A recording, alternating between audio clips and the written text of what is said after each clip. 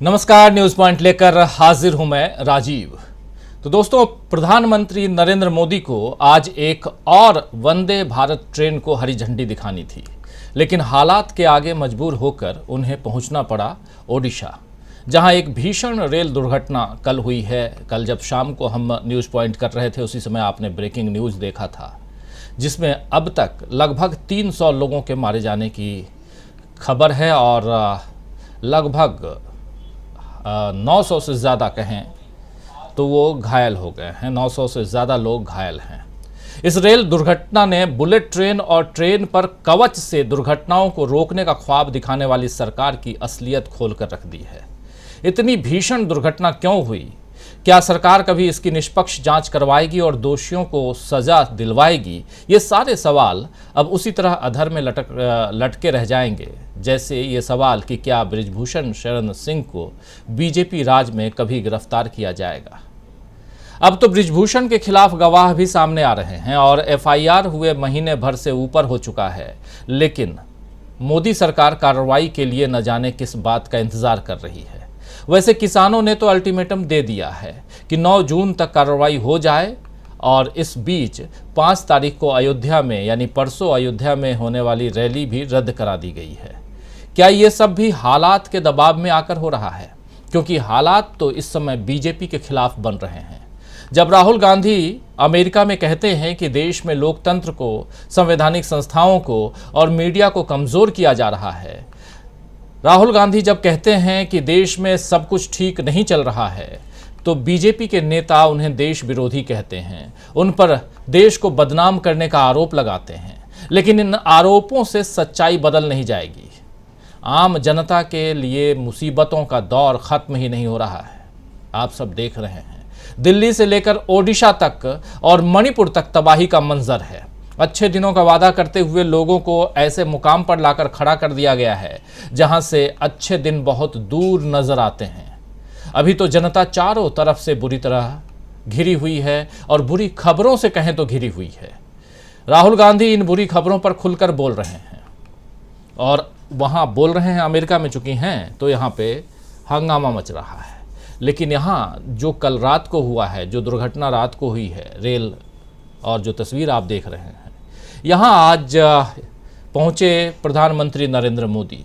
प्रधानमंत्री नरेंद्र मोदी ने ओडिशा के बालासोर में पहुंचकर क्या कुछ कहा, ज़रा सुन लेते हैं, फिर आगे बढ़ते हैं।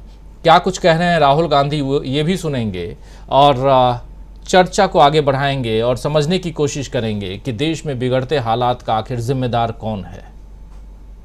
चलिए पहले प्रधानमंत्री नरेंद्र मोदी को सुनते हैं। कि हम इन घटनाओं से भी बहुत कुछ सीखेंगे और अपनी व्यवस्थाओं को भी और जितना नागरिकों की रक्षा को प्राथमिकता देते हुए आगे बढ़ाएंगे। दुख की घड़ी है, हम सब प्रार्थना करें। तो प्रधानमंत्री के सिर पे पसीने साफ दिखाई दे रहे हैं, अभी आप देख रहे होंगे। खैर, ये गर्मी का पसीना है या जो हालात बिगड़ रहे हैं उसकी परेशानी है, ये तो आने वाला वक्त बताएगा। लेकिन ये जो बात रख रहे हैं प्रधानमंत्री नरेंद्र मोदी, ये सीधे उड़ीसा के बालासोर में जहां ये घटना घटी है, जहां रेल एक्सीडेंट एक नहीं तीन एक पटरी से उतरती है, जाकर टकरा जाती है वो मालगाड़ी से, और फिर अभी ये दोनों टकराए ही थे कि तीसरी गाड़ी आकर के वो भी टकरा जाती है। और इसके बाद जो कुछ हुआ वो आप सब ने देखा। 2012 में जब मनमोहन सिंह की सरकार थी, तब सुरक्षा कवच की बात चली थी और वो प्रोजेक्ट आगे बढ़ रहा था। जब मोदी जी की सरकार आई, तो फिर रेलवे बजट का विलय कर दिया गया आम बजट में। आपको याद होगा कि रेल बजट पहले अलग से होता था, लेकिन रेल बजट को और रेल मंत्री एक अलग, ये मंत्रालय अपने आप में एक मजबूत मंत्रालय कहलाता था। लेकिन अब ये मंत्रालय कहाँ है, ये बजट कहाँ है, इसको अगर आपको देखना हो तो आपको जा कर के आम बजट में घुसना होगा और रेल बजट उसमें क्या है वो देखना होगा। बहुत बड़ी बड़ी बातें होती रही हैं और खासकर बुलेट ट्रेन की बात तो खूब हुई। रोज हरी झंडी दिखाने की तस्वीरें हम प्रधानमंत्री नरेंद्र मोदी की खूब देखते हैं, लेकिन आज जो इनके सिर पे पसीने हैं वो उन पसीनों की हकीकत समझने की हम कोशिश करेंगे। जो आप देख रहे थे अभी, और अभी भी आपको अगर स्क्रीन पे आप देख रहे हो तो साफ दिखाई दे रहा है। ये गर्मी भी काफ़ी है वहाँ पे, लेकिन गर्मी में प्रधानमंत्री नरेंद्र मोदी जो लिबास पहने हुए हैं, इस लिबास को लेकर के भी खूब चर्चा हो रही है। खैर, लेकिन दूसरी तरफ इस पूरे मसले पे कांग्रेस के प्रेसिडेंट ने अपने लोगों को कहा है कि आप जाइए और जाकर के यहाँ जो भी मदद हो सकती है कीजिए। कांग्रेस के प्रेसिडेंट यानी मल्लिकार्जुन खड़गे, उन्होंने इस मसले पर यानी जो कुछ हुआ ओडिशा में जो दुर्घटना हुई है उस पर क्या कुछ कहा है, उसको भी सुन लेते हैं। मल्लिकार्जुन खड़गे को सुनते हैं। राहुल गांधी देश में जो कुछ हो रहा है उस पर भी कल विचार रख रहे थे वाशिंगटन डीसी में और प्रेस क्लब में, ऐतिहासिक प्रेस क्लब, जहाँ चर्चा उन्होंने अपनी रखी थी और जिस पर कल शाम हम लोगों ने चर्चा की थी, उस पर भी बात करेंगे। लेकिन पहले सुनते हैं मल्लिकार्जुन खड़गे क्या कुछ कह रहे हैं। इस भयानक घटना में हम सभी को एक बहुत बड़ा दुख पहुंचा है, ठेस लगी है। सैकड़ों लोग इस एक्सीडेंट में मरे हैं और सैकड़ों लोग इंज्योर्ड हुए हैं। ये सब देखकर मुझे गहरा दुख पहुंचा है।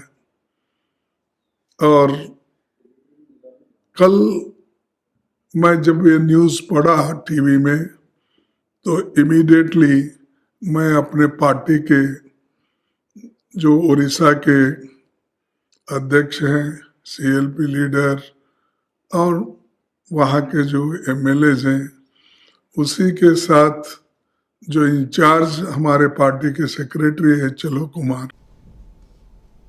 तो सुन रहे थे आप यहाँ मल्लिकार्जुन खड़गे को, और मल्लिकार्जुन खड़गे भी ओडिशा में जो घटना घटी है, दुर्घटना है हुई है, उस पर चर्चा कर रहे थे और उस पर अपनी बात रख रहे हैं। लंबी बातचीत इनकी है, लेकिन एक छोटा सा अंश, ऐसे ही प्रधानमंत्री नरेंद्र मोदी के बयानों का भी एक छोटा सा अंश आपके सामने हम रख रहे थे। और ये ओडिशा की बात, ओडिशा की घटना आपके सामने, क्योंकि सबसे दुखद घटना है, जहां मरने वालों की संख्या बढ़ सकती है, घायलों की संख्या बढ़ सकती है। अभी बहुत राहत कार्य जो है वो चल रहा है, एनडीआरएफ की टीम लगी हुई है, सब कुछ है, लेकिन कब तक इन दुर्घटनाओं को हिंदुस्तान झेलता रहेगा, ये बड़ा सवाल है। और ऐसे ही ये तो दुर्घटना है, लेकिन कई ऐसी घटनाएं लगातार घट रही हैं, उन पर चिंता क्यों नहीं है। उनमें से एक घटना बृजभूषण शरण सिंह की भी है, जिसको लेकर के पहलवान लड़कियां खासकर, और उसके बाद इंडियन एक्सप्रेस में जो परसों एफआईआर और कल और आज जो दो अलग अलग जो तस्वीरें सामने आई हैं, एफआईआर की तस्वीरें जो सामने आई हैं फ्रंट पेज पे, उसके बाद से जो घटनाक्रम तेज़ी से बदला है वो सब आप सब देख चुके हैं, रख चुके हैं, वो उसको भी हम यहाँ समेटने की कोशिश कर रहे हैं। तीसरी बात जो है, महत्वपूर्ण बात, वो ये है कि राहुल गांधी इस वक्त अमेरिका में हैं और राहुल वहाँ अमेरिका में जो बात कह रहे हैं और यही कह रहे हैं कि देश के हालात बिगड़ गए हैं, देश में न बोलने की आज़ादी है, ना हमारी जो डेमोक्रेटिक जो संस्थाएं हैं हमारी, उनको उतनी छूट है कि वो स्वतंत्र रूप से काम कर पाएँ, मीडिया स्वतंत्र रूप से काम नहीं कर पा रहा है। ये तमाम बातें एक सवाल के जवाब में वो कह रहे थे। आइए उनकी बात भी जरा सुन लेते हैं, राहुल गांधी से पूछे गए सवाल का जवाब, और यहाँ जब वो कह रहे हैं और यहाँ जो हकीकत है, इस हकीकत पर कहीं ना कहीं पर्दा डालने की कोशिश सरकार और सरकार का पिट्ठू मीडिया जो है वो क्यों करता है, ये भी समझेंगे। और क्यों हम यहाँ लिख रहे हैं कि देश में बिगड़ते हालात का जिम्मेदार कौन। अगर एक लाइन में अगर एक शब्द में पूछा जाए तो आप लोग भी तुरंत कह देंगे कि मोदी सरकार। लेकिन मोदी सरकार कहाँ कहाँ पर्दे डाल रही है, कौन कौन लोग हैं जो उनकी मदद कर रहे हैं पर्दे डालने में, इसकी भी तहकीकात करेंगे इस कार्यक्रम के जरिए। हमारे साथ बहुत सारे साथी जुड़े हुए हैं। आइए सबसे पहले परिचय करवाता हूं। हमारे साथ वरिष्ठ साथियों का पैनल मौजूद है इस वक्त, उन सब के पास चलते हैं और फिर राहुल गांधी को सुनते हैं। हमारे साथ देखिए इस वक्त 5 वरिष्ठ साथी जुड़े हुए हैं। हमारे साथ श्रवण गर्ग साहब जुड़े हुए हैं। गर्ग साहब, आपका स्वागत करता हूं। हमारे साथ सुनील शुक्ला जी जुड़े हुए हैं। हमारे साथ संजय कुमार सिंह जी जुड़े हुए हैं, अमलेंदु उपाध्याय जी और डॉक्टर दीपक पाचपुर जी। आप पांचों का स्वागत करता हूं। और जो चर्चा यहाँ हम आगे करने जा रहे हैं उसमें बिगड़ते हालात का जिम्मेदार कौन, लेकिन उससे पहले राहुल गांधी देश के जो संस्थान हैं उसको लेकर के वाशिंगटन डीसी में कल जो बात कह रहे थे, ज़रा उसको सुन लेते हैं। उस पर एक पूछे गए सवाल पे उसको सुनते हैं और फिर चर्चा आगे बढ़ाते हैं। सुनिए ज़रा। For such a divisive figure, Modi maintains very high levels, in fact, worldwide high levels of popularity. Why do you think that's the case? Why do so many Indians support the Modi government? I mean, there is a definite capture of the institutions of the country. There is a definite capture of the press in the country. I am not convinced that I don't believe everything I hear. I walked across India, walked from Kanyakumari to Kashmir, and talked directly to millions of Indian people, and they didn't seem very happy to me. And they were very clear that there were serious issues with regards to unemployment. There was massive price rise. So there was an angst in the people. Now, and look at the Karnataka election and wait and watch the next 3 or 4 state elections. That I think is a better indicator of what's going to happen. तो सीधा आप सुन रहे थे, देख रहे थे। जरा screen पर ले आइए तमाम हमारे वरिष्ठ साथी जो जुड़े हुए हैं उन सबसे। और अभी आप सुन रहे थे सीधा राहुल गांधी को। राहुल गांधी देश के संस्थानों और मीडिया और जो कुछ अभी रिजल्ट आया है कर्नाटक, उसकी बात कर रहे थे।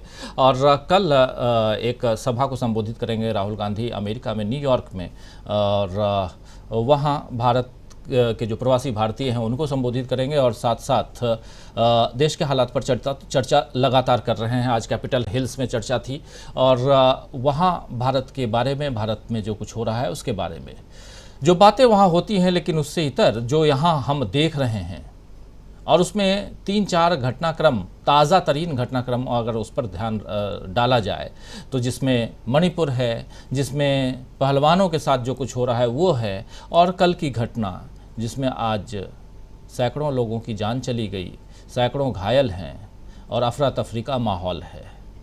कहते कुछ और हैं, कर दावे कुछ और होते हैं। चलिए ओपनिंग कमेंट के लिए सीधे सुनील शुक्ला जी आपके पास आना चाहता हूँ। सुनील जी, किस रूप में देखा जाए ये जो हालात हैं, और इसमें अगर आप अभी कुछ बात करेंगे तो शायद आप भी देशद्रोही या देश विरोधी कहलाने लगेंगे, क्योंकि जो कुछ हो रहा है इस पर पर्दा डालिए आप, ये आपके बेहतरी के लिए और इस देश के लिए ठीक है, यही कहा जाता है, यही नैरेटिव सेट किया गया है कि अगर आप कुछ भी अगेंस्ट बोलेंगे तो आप देश विरोधी हैं। लेकिन जो हो रहा है उससे कैसे आप ध्यान हटाएंगे? जो तस्वीरें आ रही हैं बालासोर से, उससे कैसे अपनी ध्यान आप हटा लेंगे? जो तस्वीरें मणिपुर से आ रही हैं उससे कैसे आप अपने आप को पीछे खींच लेंगे? जो तस्वीरें आपने देखी 28 तारीख को, 28 मई को जंतर मंतर पर लड़कियां कैसे घसीटी जा रही थीं, पहलवान लड़कियां जो कभी तिरंगा के साथ उछलती कूदती हंसती और इठलाती हुई दिख रही थी, जब मेडल उनके गले में था, देश का नाम रोशन कर रही थी, उन लड़कियों को बूटों तले जब रौंदा जा रहा था, तो उसको कैसे आप नकार सकते हैं कि नहीं हमारे देश की तस्वीर नहीं है? आज ही न्यूयॉर्क टाइम्स के फ्रंट पेज पर, पूरा फुल पेज न्यूयॉर्क टाइम्स ने इसको इन्हीं लड़कियों की तस्वीरों के साथ पूरा का पूरा पूरी रिपोर्ट छापी है उस अखबार ने। तो कैसे दुनिया भर के अखबारों को दुनिया भर में या हमारे ही देश में हमारे आपके जैसे लोगों को बोलने से रोका जा सकता है? कहीं ना कहीं बोलना तो पड़ेगा। सुनील जी। धन्यवाद राजीव जी। बोलना पड़ेगा नहीं, बोलना चाहिए। बोलना की जिम्मेदारी हमारे आपके ऊपर है। जो लोग देश का हित चाहते हैं, देश के बारे में सही सोचते हैं, देश को प्रगति के रास्ते पर आगे ले जाना चाहते हैं, अगर आप इन विषयों पे बोलते हैं तो देशद्रोही नहीं है। आप इन विषयों पे नहीं बोलते हैं तो देशद्रोही है। कौन क्या कहता है क्या नहीं कहता है, ये सर्टिफिकेट बांटने वालों की आवश्यकता नहीं है। यह स्वतः आप अपनी योग्यता निर्धारित कर लीजिए कि अगर देश की हालत खराब है, देश की स्थिति को बेहतर करने के लिए जो लोग जिम्मेदार हैं, उनकी जिम्मेदारियों को तय करने के लिए अगर आप नहीं बोलते हैं तो आप देश के हित में नहीं बोलते, आप देश के हित में नहीं सोचते। सवाल यह है कि ये जो रेल की दुर्घटना हुई है, ये सामान्य दुर्घटना नहीं है। अगर एक स्थान पर 3-3 गाड़ियां लड़ जाएं और इस कदर दुर्घटना हो जाए, सैकड़ों की संख्या में लोग मारे जाएं, वो तो भी तब जब आप ये दावा कर रहे हैं कि आप रेल यात्रा को सुरक्षित करने के लिए तमाम कदम उठा रहे हैं। अभी 2-3 दिन पहले ही मैं रेल मंत्री जी को सुन रहा था और उन्होंने प्रधानमंत्री जी के बारे में तमाम तरह की बातें कही। उन्होंने कहा कि एक आमूलचूल परिवर्तन ला दिया है मोदी जी ने रेल की व्यवस्था में, एक क्रांतिकारी परिवर्तन आया, क्रांतिकारी सुधार हुआ। ये भी 2-3 दिन पहले का ही दावा उन्होंने किया। और रेल मंत्री जी भी कोई ऐसा व्यक्ति नहीं, बहुत काबिल आदमी है और अपनी विशेषज्ञता की वजह से ही प्रधानमंत्री जी ने उनको रेल मंत्री के रूप में स्थापित किया था, अपने मंत्रिमंडल में शामिल किया। और आपके इस दावे के बाद इस तरह की बड़ी दुर्घटना हो जाए और आप इसकी जिम्मेदारी न तय करें, यह केवल यह बताता है कि पूरी की पूरी व्यवस्था के प्रति आपका रवैया क्या है। अगर आपने रेल के बजट को आपने जो राज्य का देश का मेन बजट था उसमें शामिल कर दिया, ठीक है, हो सकता है कि आपको अच्छा लगता हो कि यह करने से कुछ बहुत गुणात्मक परिवर्तन आ जाएगा, वो तो दिखा नहीं। लेकिन आपने किया, आपको करना था, आपने कर लिया। उसके बाद जो कुछ भी रेल में हो रहा है, अगर आप रेल की गतिविधियों को देखेंगे तो आपको आश्चर्य नहीं होगा कि यह दुर्घटना कैसे होगी। जिस तरीके से रेलवे में सुरक्षा को लेकर के, रेलवे के संचालन को लेकर के, रेलवे की पटरियों को व्यवस्थित रखने के लिए उनके लगातार रख रखाव के जो तौर तरीके रहे हैं परंपरागत रूप से, उनमें कितनी कमी आई है, आप अपने स्तर से इसकी जानकारी कर लीजिए। अगर आप रेल यात्रा कीजिए, अगर आप दिन में यात्रा कर रहे हैं तो ऐसा शायद कभी होता हो कि उन रेल की पटरियों पर रेलवे के इंजीनियर्स अपनी वो गाड़ी लेकर दौड़ते दिखाई पड़ते थे और वह रेल गाड़ियों की पटरियों को चेक करते थे। यह दृश्य अब लगभग गायब है, आपको दिखेगा ही नहीं। निजीकरण को जिस तरीके से प्रोत्साहन दिया जा रहा है, यह आपको लगेगा कि आप पूरी की पूरी व्यवस्था के प्रति कितना आपका लचीला और अगंभीर रवैया है।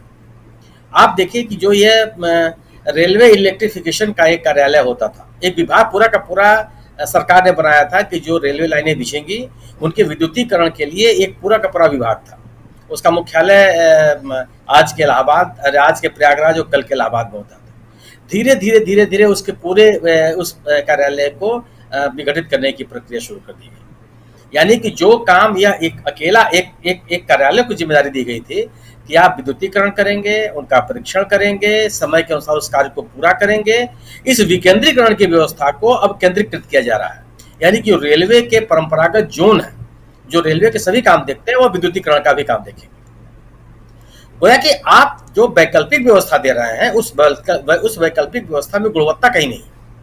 उस वैकल्पिक व्यवस्था में यह सुनिश्चित करने की कोशिश नहीं है कि रेलवे का संचालन और रेल की यात्रा सुरक्षित हो। और आप यह बात आप इस आधार बने, यह कपोल कल्पना नहीं है। इस पूरी की पूरी सरकार ने नई रेलगाड़ियों को चलाने पर रोक लगाई कि हम रेलगाड़ियां नहीं चलाएंगे। रेल की जो वर्तमान व्यवस्था है उसको सुदृढ़ करेंगे और जो रेलगाड़ियां चल रही हैं उन रेलगाड़ियों को हम व्यवस्थित करेंगे। आप रेल बजट में देखिए, नई रेलगाड़ियों की घोषणाएं बहुत ही कम होती हैं जब से सरकार 2014 से सरकार आई, और घोषित रूप से उन्होंने कहा कि हम नई रेलगाड़ियों को चलाने को प्रोत्साहित नहीं करें। बहुत अच्छा है। अगर आप ये महसूस करते हैं कि नई रेलगाड़ियों को चलाए बगैर आप रेलवे की जरूरतों को, रेल यातायात के आम जनता की जरूरतों को पूरा कर लेंगे, बहुत अच्छी बात है, आपकी समझ, आपको मुबारक हो। लेकिन आपने वंदे भारत गाड़ियों को बहुत खूब चलाया। ये वंदे भारत गाड़ियां कौन है, किनके लिए चलती हैं गाड़ियां? यह सामान्य भारतीय नागरिक के लिए नहीं चलती। रेलगाड़ियों की यात्रा इसलिए की जाती है कि रेल की यात्रा सस्ती मानी जाती है, सुगम मानी जाती है, और आप अपने सामान के साथ उसमें यात्रा आप कर लेते हैं। लेकिन इस पूरे के पूरे कंसेप्ट के विपरीत यह वंदे भारत रेलगाड़ियों का संचालन है। वंदे भारत रेलगाड़ियां समाज के विशिष्ट लोगों के लिए, उन लोगों के लिए है जो महंगी रेल यात्राएं उनका खर्च जो है वहन कर सकते हैं, जो सड़क मार्गों से भी लंबी लंबी दूरी यात्रा तय कर सकते हैं, जो सड़क मार्गों पर एक वाहनों को अपने लिए किराए पर लेकर के उन यात्राओं कर सकते हैं। ये सामान्य व्यक्ति नहीं कर सकता। अब सामान्य के मतलब बहुसंख्यक जनता। अब आप रेलगाड़ियों के जो अनारक्षित गाड़ियों में यात्रा, डिब्बों में यात्रा करने वाले जो लोग हैं, उनकी संख्या आप देख लीजिए। वो कौन लोग हैं? वो ऐसे लोग हैं जो अपने आर्थिक व्यवस्थाओं के कारण इस चिल्लाती गर्मी में बसों के छत पर बैठ कर यात्रा करने के लिए मजबूर है, क्योंकि गाड़ियों में जगह नहीं है, गाड़ियां उपलब्ध नहीं है। और यह सरकार वंदे भारत गाड़ियां चलाने के लिए निजी के लिए उत्साहित है। 35 या 75 हाँ, आजादी के 75 वर्षों में आपने 75 गाड़ियां चलाने की घोषणा की। और इन गाड़ियों को चलाने की जल्दी आपको कितनी है कि अगर मैंने जितने डिब्बों से मेट्रो ट्रेन चलती है, उतने डिब्बों की वंदे भारत गाड़ियां चला दी गई। 8 डिब्बों की वंदे भारत गाड़ियां चला दी गई, 10 डिब्बों की वंदे भारत गाड़ियां चला दी गई। क्या 10 डिब्बे और 8 डिब्बे और 7 डिब्बे के लिए रेलगाड़ियां जानी जाती है? मतलब आप केवल गाड़ियों की गिनती आपको गिनानी है, और वह भी जो आपके लक्ष्य थे उनकी तुलना में आज की अगर आपकी उपलब्धि देखी जाए तो वो कहीं बढ़ती ही नहीं है, उसका उल्लेख भी नहीं कर सकते। गोया कि नई रेलगाड़ियों के संचालन को लेकर के जो आपका रवैया है, वह आम जो नागरिक है, भारतीय नागरिक है, उसके हितों के खिलाफ है। बिल्कुल। आम जो भारतीय रेल यात्री है, उसके उनकी सुविधाओं को आपने ध्यान में नहीं रखा है। जो आम भारतीय रेल यात्री है, उसकी आर्थिक स्थितियों को आपने ध्यान में नहीं रखा। यह आपका रेल यात्रा के बारे में, रेल की सुरक्षा के बारे में इस सरकार का रवैया है। आप अब सुरक्षा की स्थितियों को आप देख लीजिए। सुरक्षा की स्थिति यह है कि मतलब आप केवल यह कह सकते हैं, अगर पूरे के पूरे स्थितियों का आप मूल्यांकन करेंगे तो आपको लगेगा कि सुरक्षा, समय पालन, क्वालिटी यात्रा और रेल यात्राओं में उसकी सुविधाएं, उसमें लगातार गिरावट आई है। रेल, आप इसका अनुमान इससे आप लगा सकते हैं कि रेल से सेवानिवृत्त हो रहे कर्मचारियों की संख्या और नए भरे जा रहे कर्मचारियों की संख्या में कोई तालमेल नहीं है। अगर आपका यह रवैया होगा तो आप यकीन मानिए कि आप इन रेल यात्रा को आप सुरक्षित नहीं बना सकते। सुरक्षा कोई एक दिन की चीज नहीं होती है। सुरक्षा एक ऐसी चीज है जिसका नियमित अगर आप पालन, नियमित रूप से आप उसकी देख रेख आप नहीं करेंगे तो आप रेल यात्रा को सुरक्षित, किसी भी यात्रा को आप सुरक्षित नहीं कर सकते हैं। और खास तौर से तकनीक पे आधारित इस रेल यात्रा को आपने जो टाइटल दिया है कि देश के बिगड़ने की हालत के लिए जिम्मेदार कौन, निश्चित रूप से आज की इंतजामिया इसके लिए जिम्मेदार है, और उसका गैर जिम्मेदाराना और एकदम अतार्किक रवैया इसके लिए जिम्मेदार है। जी जी जी, बिल्कुल बिल्कुल सुनील जी, यही हम समझने की कोशिश कर रहे हैं। अलग अलग मुद्दे हैं जिसमें बृजभूषण शरण सिंह साहब भी हैं, जिसमें अगर देखें तो मणिपुर भी है, और रेलवे की दुर्घटना है, और राहुल गांधी विदेश में अगर इन मुद्दों को उठाते हैं तो फिर देश का अपमान कैसे करते हैं, ये सवाल भी है। बहुत सारे सवाल हैं, इन सवालों का एक साथ जवाब ढूंढने की कोशिश कर रहे हैं हम इस कार्यक्रम के जरिए।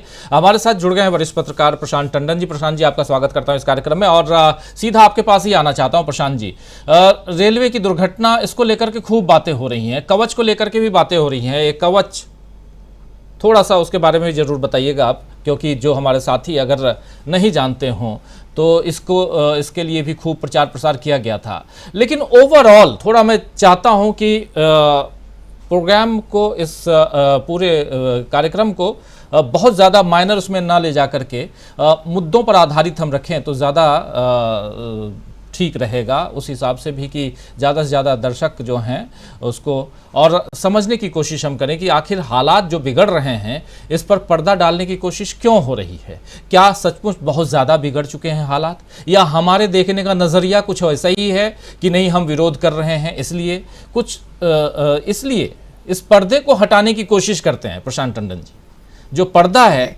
चाहे हमारे सामने पर्दा हो, चाहे सरकार के सामने पर्दा हो, या चाहे और जो दूसरा मीडिया विंग है उनके सामने पर्दा हो, उसको हटाने की कोशिश करते हैं और एक साफ तस्वीर लाने की कोशिश करते हैं कि सचमुच चल क्या रहा है।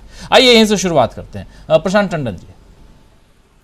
देखिए राजीव जी, इस डिजिटल एज में जहाँ पे हमको, आपको, ट्रेन में बैठे पैसेंजर्स को अपने मोबाइल ऐप से हम किसी भी ट्रेन की लोकेशन, वो कितने मिनट लेट है, कितने बजे किस स्टेशन पे पहुंच रही है, कब चली, ये हमको लाइव लोकेशंस मिलती हैं मोबाइल ऐप पे बैठे हुए। आप अपने स्टूडियो में दे सकते हैं, मैं अपने घर पे दे सकता हूँ। इस डिजिटल एज में अगर 3 रेलगाड़ियाँ भिड़ जाएं और एक रेलगाड़ी भिड़ी और उसका डब्बा दूसरी पटरी पे गया दूसरी तरफ से आने वाली गाड़ी 120-130 की रफ्तार पे आ गई और उसके अंदर 5000 हॉर्स पावर का इंजन जो है वो धक्का दे देता है, इतना भीषण एक्सीडेंट होता है, तो ज़रूर कोई बहुत बड़ा सिस्टम फेलियर हुआ है, इसकी जांच में सामने आएगा। अब इस सिस्टम फेलियर के पीछे कारण क्या है? कारण वो है राजीव जी जो आपने शुरू में बता दिए कि पहले रेल बजट एक अलग से बजट आता था, वो कोई बेकार की एक्सरसाइज नहीं थी, पूरे देश का ध्यान उस पर जाता था, किराया कितना बढ़ा, ट्रेन कौन सी नई चली, रेल कितना कितना किलोमीटर जो है वो डबल ट्रैक होगा, कितना इलेक्ट्रिफिकेशन होगा, और पूरे देश में उस पर बहस होती थी, मीडिया में अलग से बातें होती थी, एडिटोरियल लिखे जाते थे, लेख लिखे जाते थे। अब वो बजट के साथ मर्ज हो गया, तो रेलवे के बारे में अब कोई पब्लिक डोमेन में डिस्कशन नहीं हो रहा है। जब डिस्कशन नहीं हो रहा है तो जाहिर सी बात है कि उसकी स्क्रूटनी भी नहीं होगी। तो ये एक बहुत बड़ा कारण है कि रेलवे के प्रति एक जो व्यवहार है वो बहुत चलता हुआ व्यवहार सामने आ रहा है। 48% किराया बढ़ा है मोदी सरकार के समय में। 2012 में 10% किराया बढ़ा था, 10 साल बाद यूपीए सरकार में बहुत हंगामा मचा था। 48% किराया बढ़ चुका है। दूसरा एक कारण भर्तियां, जो सुनील जी कह रहे थे, भर्तियां नहीं हो रही हैं, उस अनुपात में नहीं हो रही जिस अनुपात में भर्तियों की आवश्यकता है। हमारे रेल कर्मचारी, रेल के अधिकारी बहुत कुशल हैं, बहुत मेहनती, अपना काम जानते हैं।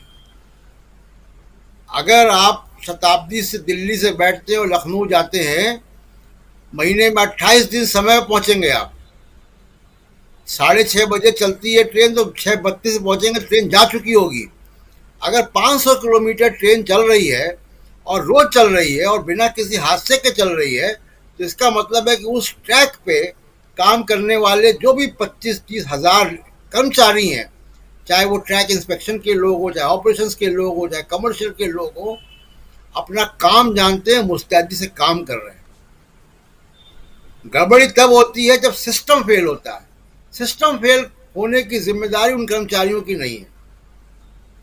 रेलवे में एक सामान्य नियम है कि जो लोको पायलट होता है उसको किसी भी कीमत पे, ट्रेन लेट हो जाए, कुछ हो जाए, 12 घंटे से ऊपर की उसकी ड्यूटी नहीं होगी, रिप्लेसमेंट मिलेगा उसको, भले ही ट्रेन लेट करनी पड़े। 35% loco pilot on average Rajiv ji 12 घंटे से ऊपर की नौकरी कर रहे हैं। स्ट्रेसफुल काम है, हजारों लोगों को 100 से ऊपर की रफ्तार पे लेकर चलना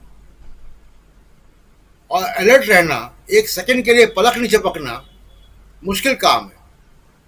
तो ये तमाम तरीके की लापरवाही, भी जो सुनील जी बता रहे थे कि जो खलासी जो ट्रैक चेक करते हैं वो कितना इंपॉर्टेंट काम है, वो लगभग बंद हो चुका है। मुझको नहीं दिखाई देता कहीं भी वो ट्रैक जो लाल पगड़ी बांध के खाकी वर्दी में लोग खींचते थे। वो एक बहुत इंपॉर्टेंट काम है। वो मेटल फटीक को, या कोई पटरी में गड़बड़ी है, कोई पेंच ढीला है, कोई स्लीपर हिल गया है, उसको चेक करते थे। तो नीचे से लेके ऊपर तक रेलवे बोर्ड में मेंबर वो पहुंचता है जो 30 साल काम कर चुका होता है, स्टेशन से लेकर डीआरएम, डिवीजन ऑफिस से लेकर जोनल ऑफिस तक। उसके बाद वो रेलवे बोर्ड में पहुंचता है। आप रेलवे बोर्ड के सदस्यों की अनदेखी करते हैं, आप उनके ऊपर प्राइवेटाइज और मैनेजमेंट किए हुए लोग बैठाने की कोशिश करते हैं। तो रेलवे के प्रति जो इतनी अनदेखी हुई है पिछले कुछ वर्षों में, मुझे लगता है कि इतनी बड़ी घटना और 280 से ऊपर लोगों की जाने जाना, इतने लोग घायल हो गए, शायद ये सबक दे कि देश इसके बारे में चर्चा करे। सरकार से मुझे उम्मीद कम है, लेकिन देश चर्चा करे। दूसरा एक जो बात आपने पूछी कि जो कवच आरडीएसओ ने डेवलप किया, rail development and research organisation, headquarter उसका लखनऊ में। आरडीएसओ ने उसको डेवलप किया 2 प्राइवेट कंपनीज के साथ मिलके 2012 में। 2012 से रेलवे उस पर काम कर रही थी। 2016 में उसके टेस्ट रन हो गए। जो मुझे पता है कि जो टारगेट था 2022 तक का 2000 ट्रेन में वो लग जाना था, वो सिस्टम 2000 ट्रेन के रूट में। वो कितना लगा है, वो टारगेट कितना मूव हुआ है, उसके बारे में जानकारी पब्लिक डोमेन में नहीं है। 2028 तक ये टारगेट था कि पूरी रेलवे उस पर आ जाएगी। उस सिस्टम के बारे में 2-3 चीज़ें मैं बता दूं।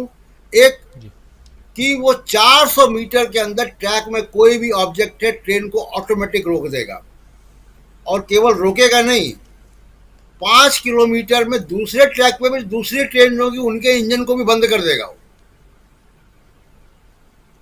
तो ऐसा सिस्टम, और उसके बारे में कहा जाता है, दावा ये है कि 10,000 साल में एक बार उसमें कोई गलती होगी। इतना फुल प्रूफ सिस्टम है वो। अब उस ट्रैक पे था कि नहीं था और कितनी जगह लग गया, ये जांच का विषय, सरकार इसके बारे में बताए। कुल मिला के राजीव जी ये कि लापरवाही हुई है, और लापरवाही में मैं किसी छोटे कर्मचारी जैसा आमतौर पे होता है कि किसी स्टेशन मास्टर को, किसी ट्रैक इंस्पेक्टर को, किसी सिग्नल वाले को आपने सस्पेंड कर दिया या नौकरी ले ली। ये सिस्टमिक फेलियर है, और इस सिस्टमिक फेलियर की जिम्मेदारी ऊपर तक जाती है। हमारे देश में लाल बहादुर शास्त्री ने इस्तीफा दे दिया था, नीतीश कुमार ने भी इस्तीफा की पेशकश की थी जब उनके समय रेल एक्सीडेंट हो गया था, 100 से ऊपर लोग मर गए थे। मैं इस्तीफे का मैं नहीं कह रहा हूँ कि रेल मंत्री इस्तीफा दे दें, लेकिन नैतिक जिम्मेदारी तो लेनी पड़ेगी ना। और इवेंट मैनेजमेंट से दूर हटना पड़ेगा, काम करना पड़ेगा। ये देश ऑटो पायलट पे नहीं चल सकता, कोई भी मुल्क ऑटो पायलट पे नहीं चलता है। रोज काम करना पड़ता है, आपको हमको रोज काम करना पड़ता है। राजीव जी, स्टूडियो में आके आपको काम करना पड़ता है। ऑटो पायलट कुछ नहीं होता है। ये नहीं होता है कि देश का चीफ एग्जीक्यूटिव रोज झंडी दिखाएगा, रोज इवेंट मैनेजमेंट करेगा, कपड़े बदलेगा, पगड़ियां बदलेगा और काम कोई और करेगा। ये होता नहीं है। जवाबदेही वहां से तय होती है। राजीव जी बिल्कुल बिल्कुल सही कह रहे हैं। ये प्रचार तंत्र जो है, या प्रचार मंत्री भी कहते हैं, तो ये इतना ज़्यादा प्रचार और सिर्फ प्रचार। वंदे भारत एक्सप्रेस का आज उद्घाटन होना था। एक वंदे भारत चलने वाली थी आज ट्रेन गोवा से मुंबई तक के लिए। प्रधानमंत्री नरेंद्र मोदी आज सुबह हरी झंडी दिखाने वाले थे दिल्ली से ही वर्चुअली, लेकिन इस बीच कल रात को जो खबर आई, उस खबर के बाद आपने देखा कि तस्वीर ही बिल्कुल बदल गई और प्रधानमंत्री नरेंद्र मोदी को आज सीधा का सीधा अपने पूर्ववर्ती जो कार्यक्रम थे उसको कैंसिल करना पड़ा और प्रधानमंत्री जी पहुंच गए बालासोर। जो घटना है बहुत दुखद है, लेकिन ऐसी दुर्घटनाएं हो क्यों रही हैं, और कुछ ऐसी घटनाएं जो हैं वो हो रही हैं और उस पर ध्यान देने की जगह ध्यान भटकाने की कोशिश होती है। कई ऐसी घटनाएं हो रही हैं, चाहे जंतर मंतर पे जो घटना हुई वो, चाहे मणिपुर में जो घटना घट रही है अभी भी। वहाँ होम मिनिस्टर पहुँचे, लेकिन हालात कैसे हैं जो मणिपुर से हमारे साथी देख रहे हैं वो समझ सकते हैं, या आसपास के जो लोग हैं, या जो मणिपुर के घटनाक्रम पर गहरी निगाह बैठाए हुए हैं और नज़रें गड़ाए हुए हैं वो समझ सकते हैं। संजय कुमार सिंह जी, किस रूप में आप देखते हैं इस पूरे घटनाक्रम को, और किस रूप में इसको देखा जाए कि देश की हालत जो है वो बिगड़ रही है, लेकिन कहीं ना कहीं हम उससे अपने आप को दूर भगा रहे हैं। आग यहाँ लगी है तो यहाँ नहीं जी, चलो दूसरे ठिकाने पे चले जाते हैं। इस आग को कैसे बुझाया जाए इसकी चिंता हमें नहीं है, हम आगे बढ़ जाते हैं, आगे भाग रहे हैं। ये भागने वाले क्रम में ऐसी दुर्घटनाएं हो जाती हैं तो फिर आप फंस जाते हैं, जहाँ जो अभी ओडिशा वाला जो मामला है, बालासोर की जो दुर्घटना है, रेल एक्सीडेंट है, यहाँ फंसने वाली बात नजर आती है। फिर कई मामले हैं, आपने भी कहा, और सब पे थोड़ी थोड़ी बात कर लेते हैं। सबसे पहले ब्रजभूषण सिंह का मामला अब जैसे सामने आ रहा है कि प्रधानमंत्री को बताया गया था, 2 साल पहले बताया गया था, और अखबारों में FIR मैंने इंडियन एक्सप्रेस ने अब छापा। मैंने इंडियन एक्सप्रेस को भी ये काम, इंडियन एक्सप्रेस को या किसी भी अखबार को ये काम बहुत पहले कर देना चाहिए था इंडियन एक्सप्रेस ने भी अब किया। इंडियन एक्सप्रेस मैंने लिखा था कि इंडियन एक्सप्रेस को गुस्सा क्यों आया, और ये लगा जैसे कि इंडियन एक्सप्रेस को लगा कि स्थिति अब ऐसी हो गई है कि बिना छापे बात नहीं बनेगी, तब उसने छाप दिया। क्योंकि एफआईआर तो बंदे पब्लिक डोमेन में था और बड़े आराम से मिल सकता था और छापा जा सकता था, लेकिन इंडियन एक्सप्रेस ने नहीं छापा क्योंकि उसे लगा कि जरूरत नहीं है या उसने उस पर ध्यान नहीं दिया, अब उसको जैसे भी लीजिए। तो इंडियन एक्सप्रेस ने जब छापा उसके बाद ये स्थिति बनी कि अब शायद एक्शन होगा, तो ब्रजभूषण सिंह ने अपनी रैली कैंसिल कर दी। कहा ये कि हमें परमिशन नहीं मिला। उसमें भी ये दिखाने की कोशिश है कि सरकार सब ठीक काम कर रही है और हमें परमिशन नहीं मिला इसलिए हम रैली नहीं कर रहे, जबकि फैक्ट ये है कि उनको परमिशन मांगना ही नहीं चाहिए था। और एक खबर ये भी है कि डीएम ने कहा कि परमिशन मांगा ही नहीं गया। तो ये स्थिति है कि सारा मामला मैनेजमेंट का चल रहा है। इन पे एलिगेशन है, इनको बचाना है, तो सारी ताकत इसमें लगा दी गई है कि बचाना कैसे है। ताकत इसमें लगनी चाहिए थी कि जिसका आरोप है उसको संतुष्ट कैसे किया जाए। मैं नहीं कह रहा कि इनको फांसी पे टांग दिया जाए, लेकिन अगर इन्होंने कुछ गलती की है, कुछ आरोप है, तो इसको बैठ बिठाकर सुलझाया जा सकता था। और इनसे अगर मैंने कोई नहीं कहेगा कि उनको फांसी पे चढ़ा दिया जाए, कोई नहीं कहेगा कि ये इनको फिर सांसद ही नहीं बनाया जाए, ये चुनाव ही नहीं लड़े वगैरह वगैरह। तो बात तो यही है ना कि इन्होंने गलती की, एक सीमा से आगे गए, तो उनको इसकी सजा मिले। ये कोई भी कर सकता था, पार्टी, महिला आयोग, चुनाव आयोग, कोई भी कर सकता था। किसी ने ध्यान नहीं दिया, और सिर्फ इसलिए नहीं ध्यान दिया कि जो अपनी व्यवस्था है कि प्रधानमंत्री नहीं चाहते हैं। तो प्रधानमंत्री सब एडहॉक सिस्टम चल रहा है उनका, और प्रचार तंत्र से हम सब मैनेज कर लेंगे ऐसा वो शायद समझते हैं और वैसे ही काम करते हैं। तो पूरा प्रचार तंत्र वाला मामला चल रहा था और लगा जैसे कि अब गिरफ्तार हो जाएंगे तो ये दुर्घटना हो गई, तो अब वो इधर देखें कि उधर देखें। इनके लिए तो हम लोग समझ रहे हैं कि गिरफ्तार हो जाना चाहिए, लेकिन जिस ढंग से प्रधानमंत्री उनका बचाव कर रहे हैं उस ढंग से गिरफ्तारी भी बहुत बड़ी बात है। तो जाहिर है उनको कुछ तैयारियां करनी पड़ेंगी, कुछ उपाय करने पड़ेंगे, कुछ बंदोबस्त करने पड़ेंगे। तो अगर वो ये सब कर रहे होते इंडियन एक्सप्रेस में खबर छपने के बाद, मैंने कल और आज फिर जो छपा, उसके बाद तो उनको ये करना ही चाहिए था। लेकिन अब ये दुर्घटना हो गई तो वो फंस गए। तो जो आपने किया, अब वो इधर देखे कि उधर देखे वाली बात हो गई। तो हो सकता है कि ये वाला मामला अभी कुछ दिन रुक जाए, तो उससे सरकार की जो छवि है वो और खराब होगी।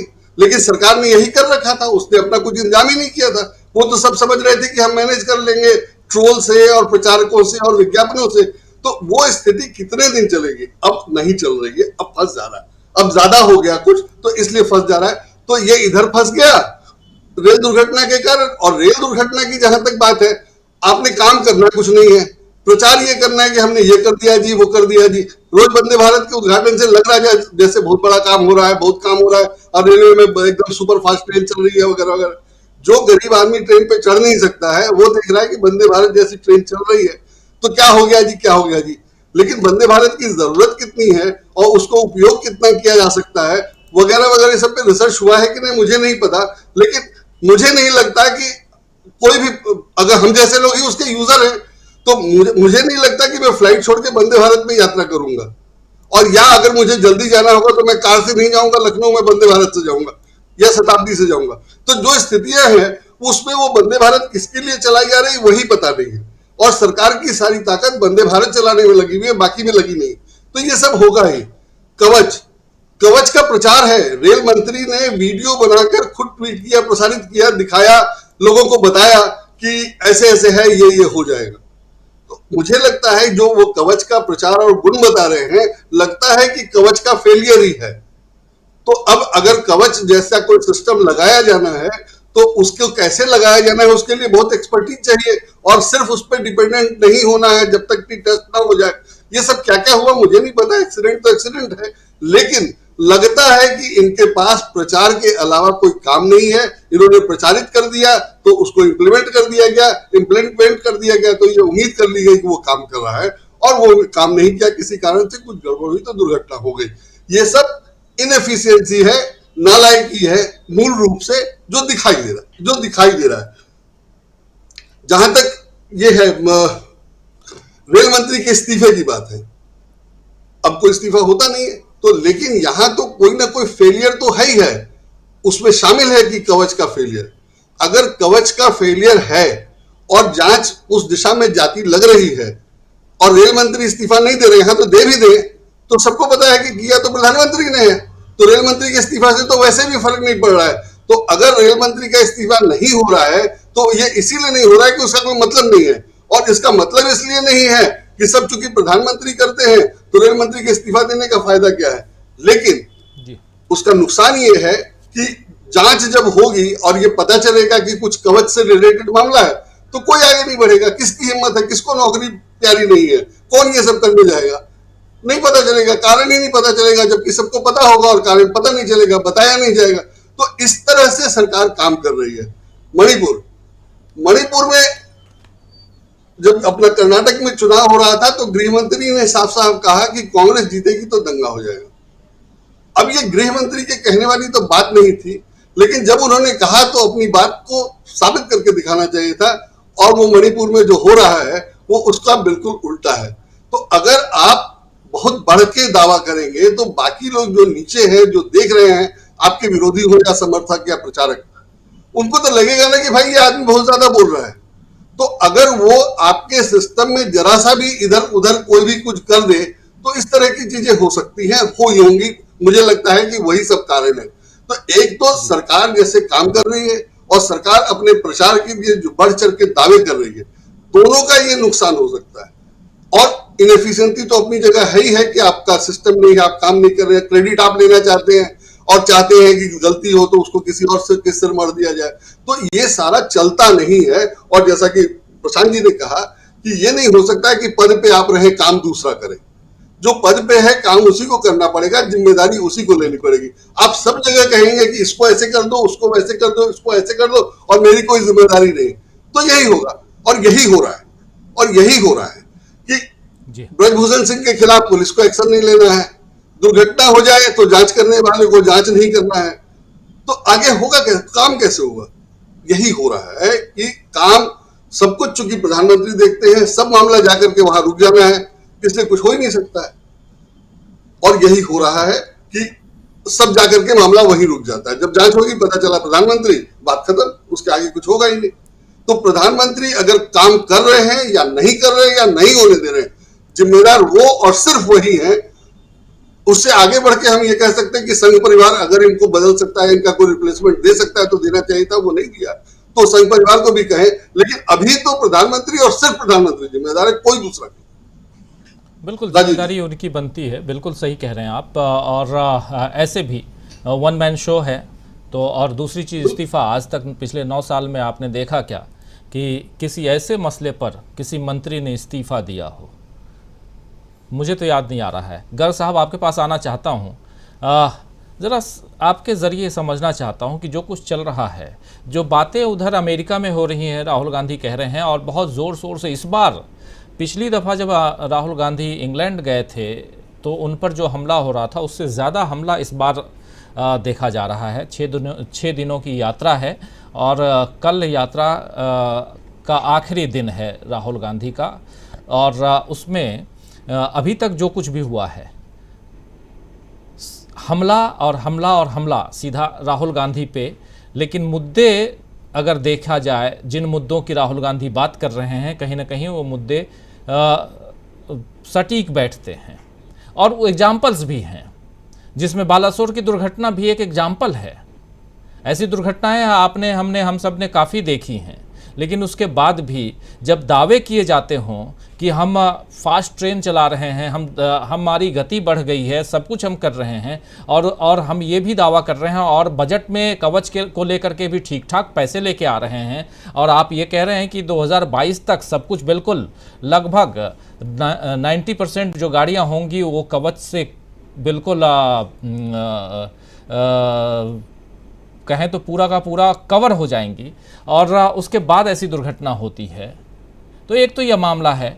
उसके अलावा भी नए संसद भवन के उद्घाटन में हमने देख लिया, जितनी भी चीज़ें सामने रखी जाएं उसमें कहीं ना कहीं ऐसा लगता है, ऐसा फील होता है, शायद आप लोगों को भी होता होगा, कि मनमानी चल रही है, हठ धर्मिता चल रही है, एक मिजाज कि हम ऐसा ही करना चाहते हैं और ऐसा ही होगा, राष्ट्रपति को नहीं बुलाना है तो नहीं बुलाना है, और हमको वहाँ सिंगोर स्थापित करना है तो स्थापित करना है, हमको जंतर मंतर से लड़कियों को भगाना है, वहाँ से हटाना है तो हटाना है, तो सारी चीज़ें मनमानी ढंग से, और ऐसे में इतने मौत, इतनी लाशें अगर बिछ जाएं तो आखिर उसकी जिम्मेदारी भी तो लेनी पड़ेगी ना। और फिर यहाँ से सवाल तो फिर तीखे सवाल होंगे। जरा आपका नजरिया इस पे। राजीव जी, ये बहुत ही देश के लिए बहुत राष्ट्रीय शोक का दिन है, क्योंकि ये दुनिया की एक बड़ी दुर्घटनाओं में एक है।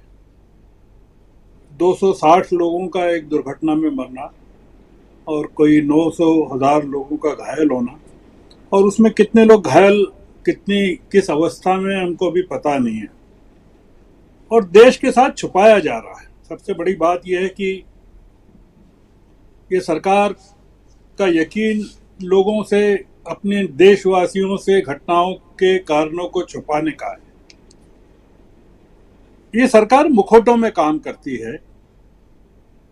राजीव जी, पूरा मामला यह है कि जब सरकार खुद के लिए सुरक्षा कवच का इंतजाम करने में लग गई है और लगी हुई है, तो ये दुर्घटनाएं होना है।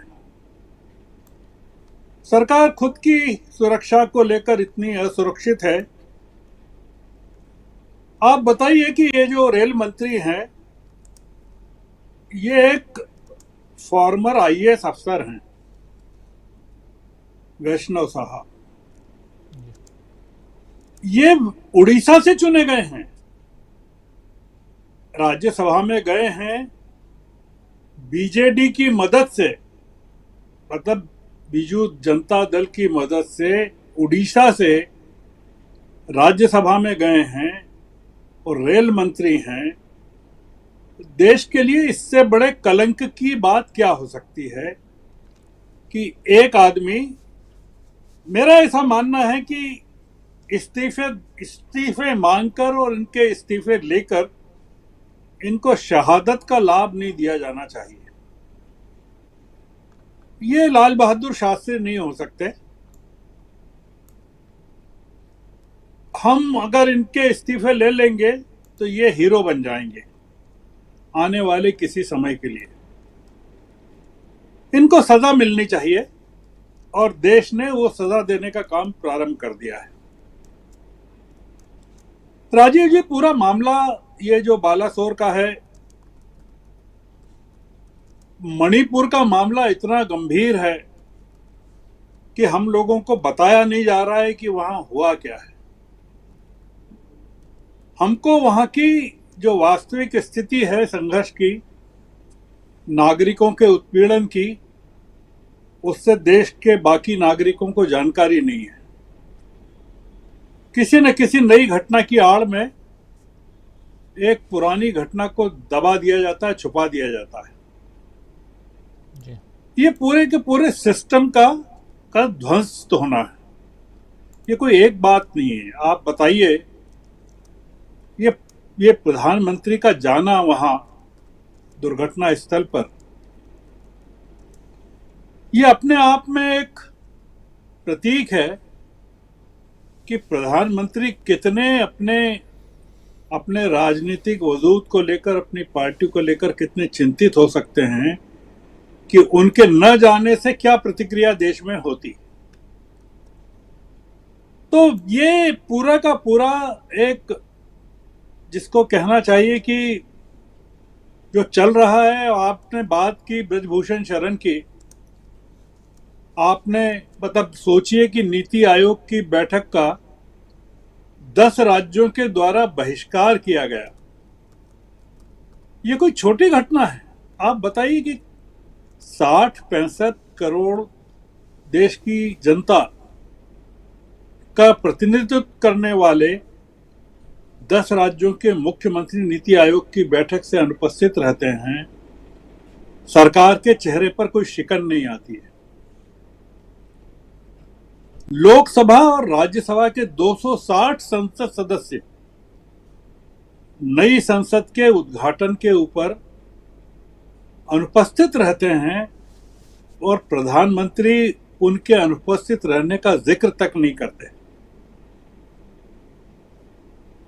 देश को आज तक बताया नहीं गया है गृह मंत्री के द्वारा कि मणिपुर में आखिर ये स्थिति पैदा हुई क्यों हुई। जब आपकी हुकूमत है, वहां आपकी सरकार है, फिर ये कैसे स्थिति पैदा हो गई, इसके कारण क्या है? कितने लोगों के घर जलाए गए, कितने बेघरबार हुए। आज ही के आंकड़े देखिए कि कितने अवैध हथियार जो छीने गए या वो किए गए, अगवा किए गए, उसमें से कितने वापस किए गए गृह मंत्री की चेतावनी के बावजूद। ये बड़ा दुर्भाग्यपूर्ण चल रहा है राजीव जी, और इस माने में दुर्भाग्यपूर्ण है कि इसकी कोई जिम्मेदारी लेने को तैयार नहीं है। रेल दुर्घटना के बारे में भी अगर आप देखें कि जिस तरह के ट्वीट्स सोशल मीडिया पर लोगों ने देखे हैं, उसमें भी जो लोग हैं, जो समर्थक हैं इस व्यवस्था के, वो इसमें एक षड्यंत्र मान रहे हैं। कुछ लोग कह रहे हैं कि ये प्रधानमंत्री की विदेश यात्रा, अमेरिका यात्रा के पहले एक षड्यंत्र है। कई चीजें एक कुप्रचार में, जिसको कहना चाहिए, चल रही है। ये सरकार हिली हुई है राजीव जी। एक तरह का अगर आप देखें कि जब से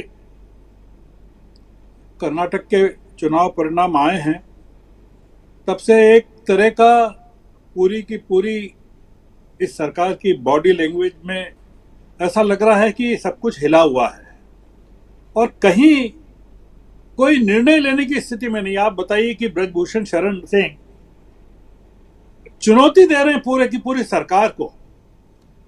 आपने आज तक किसी दुनिया की हुकूमत में नहीं देखा होगा कि एक आदमी इतनी एफआईआर के बाद, इतने संगीन आरोपों के बाद, जो 10 आरोप हैं उस 2 एफआईआर में जो इंडियन एक्सप्रेस ने छापे, संजय कुमार सिंह पूछ रहे हैं कि इतने दिनों बाद क्यों छापे। मैं प्रणाम करना चाहता हूं इंडियन एक्सप्रेस को कि उसने छापा। देश के पत्रकार हजारों की संख्या में हैं, लाखों की संख्या में हैं। किसी अखबार ने हिम्मत करके छापा। आप बताइए कि दूसरे हिंदी अखबारों ने, इंडियन एक्सप्रेस ने छापा, उसके बाद भी क्या छापा। हिंदी पत्रकारों ने टेलीविजन के चैनल पर किस तरह की बहस की, इस बारे में कोई मांग की या चैनल पर बहस की। लोग आवाज उठा रहे हैं और ये आवाज अब धीरे धीरे बढ़ रही है राजू जी। ऐसा लग रहा है कि ये हम एक देश, जो राहुल गांधी कह रहे हैं, वो क्या कह रहे हैं कि इस देश में डेमोक्रेसी खतरे में है या धीरे धीरे समाप्त की जा रही है, और जो हमारे इंस्टीट्यूशंस हैं, कॉन्स्टिट्यूशनल, संवैधानिक जो संस्थाएं हैं, उन पर प्रहार हो रहा है। आप देखिए ना क्या हो रहा है। ये जो कवच का मामला है, मेरी जानकारी ये है, गलत भी हो सकती है, कि ये डिपार्टमेंट ऑफ सिविल एविएशन के अंतर्गत आता है।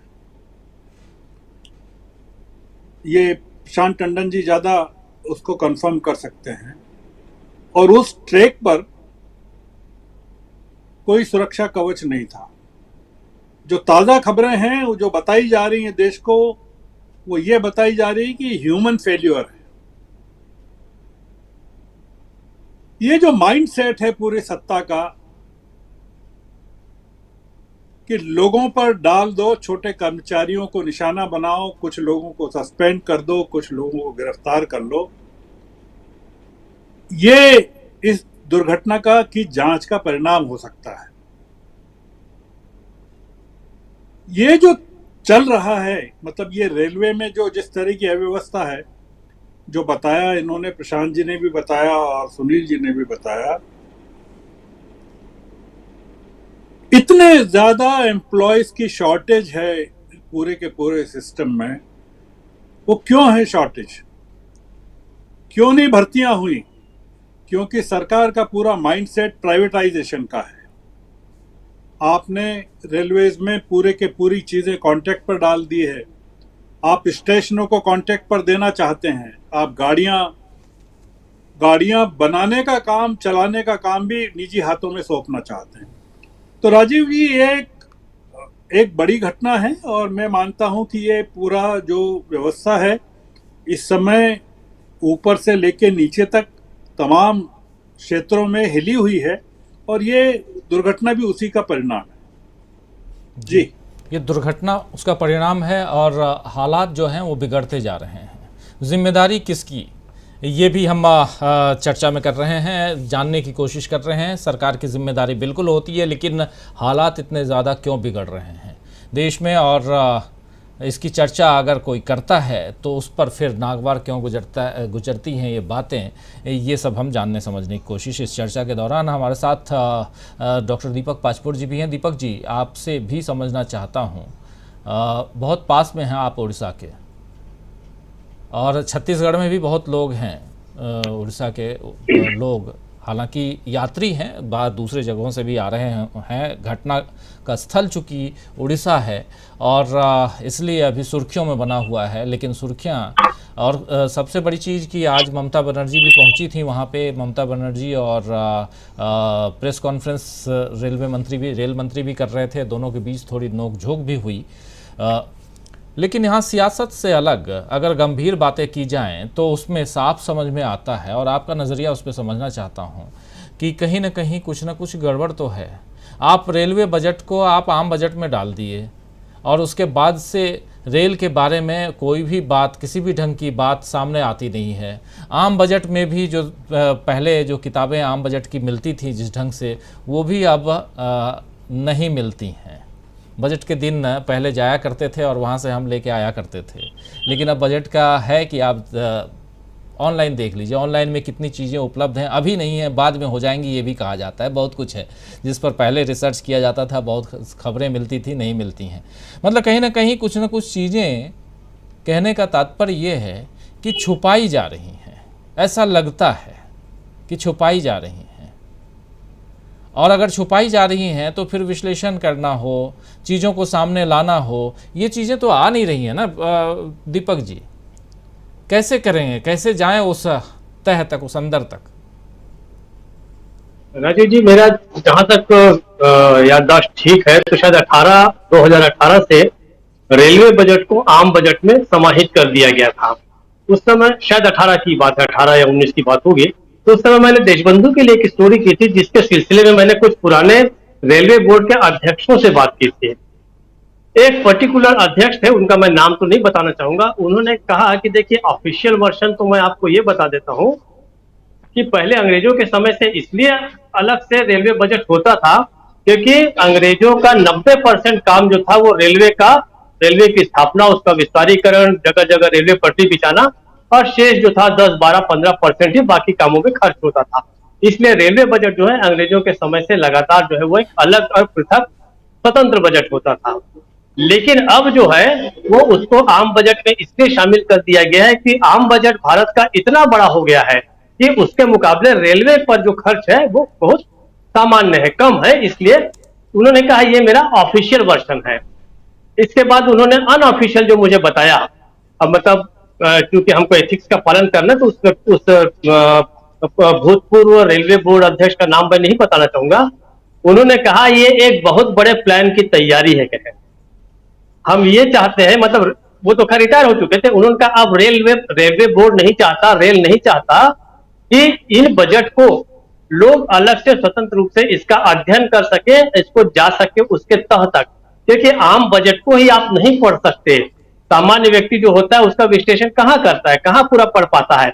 वो जो salient feature of the budget की मुख्य बातें, ये जो थोड़ा बहुत जो समरी आ जाती है उसको छाप दिया जाता है। हम सब वही करते हैं, पूरा बजट छापना संभव भी नहीं है, एक जमाने में छापा करता था। तो एक शॉर्ट में जो बजट है उसके हाईलाइट छाप दिए जाते हैं, लोग समझ जाते हैं किस पे टैक्स लगा, किस पे नहीं लगा। रेलवे की बात जो है वो अंदर दब जाती है। ये पता नहीं चल पाता कि किराया बढ़ा नहीं बढ़ा, माल भाड़ा क्या हुआ क्या नहीं हुआ, ये सब अब जो है अपेक्षाकृत कम हो गया। दूसरी बात, मैं जहां पर बैठा हूं यहां से आप रेलवे की स्थिति का बहुत अच्छा आकलन कर सकते हैं राजीव जी, क्योंकि ये एक ऐसी जगह है जो सामान्य व्यक्तियों का यहाँ पर उन्हीं का साधन है। ये मोड ऑफ ट्रांसपोर्टेशन रेलवे ही है। देखिए, पिछले कुछ समय से 1-1.5-2 सालों से ये हो गया है कि छत्तीसगढ़ से गुजरने वाली सैकड़ों ट्रेनें, सैकड़ों का है ना, उस सैकड़ों ट्रेनों का जो फेरा है वो अक्सर अक्सर रद्द हो जाता है।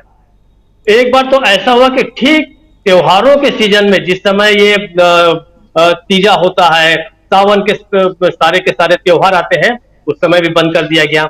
और कारण ये बताया गया है कि रेलवे मुख्य रूप से कोयले की ढुलाई को प्राथमिकता दे रहा है, और रेलवे जिन मालगाड़ियों से वो ढुलाई करता है कोयले की और दूसरे गुड्स की, सामानों की, उसके नाम आप देखिए, उसके नाम है नाग। नाग का मतलब है 100 डब्बों के, 100 गाड़ियों का रैक।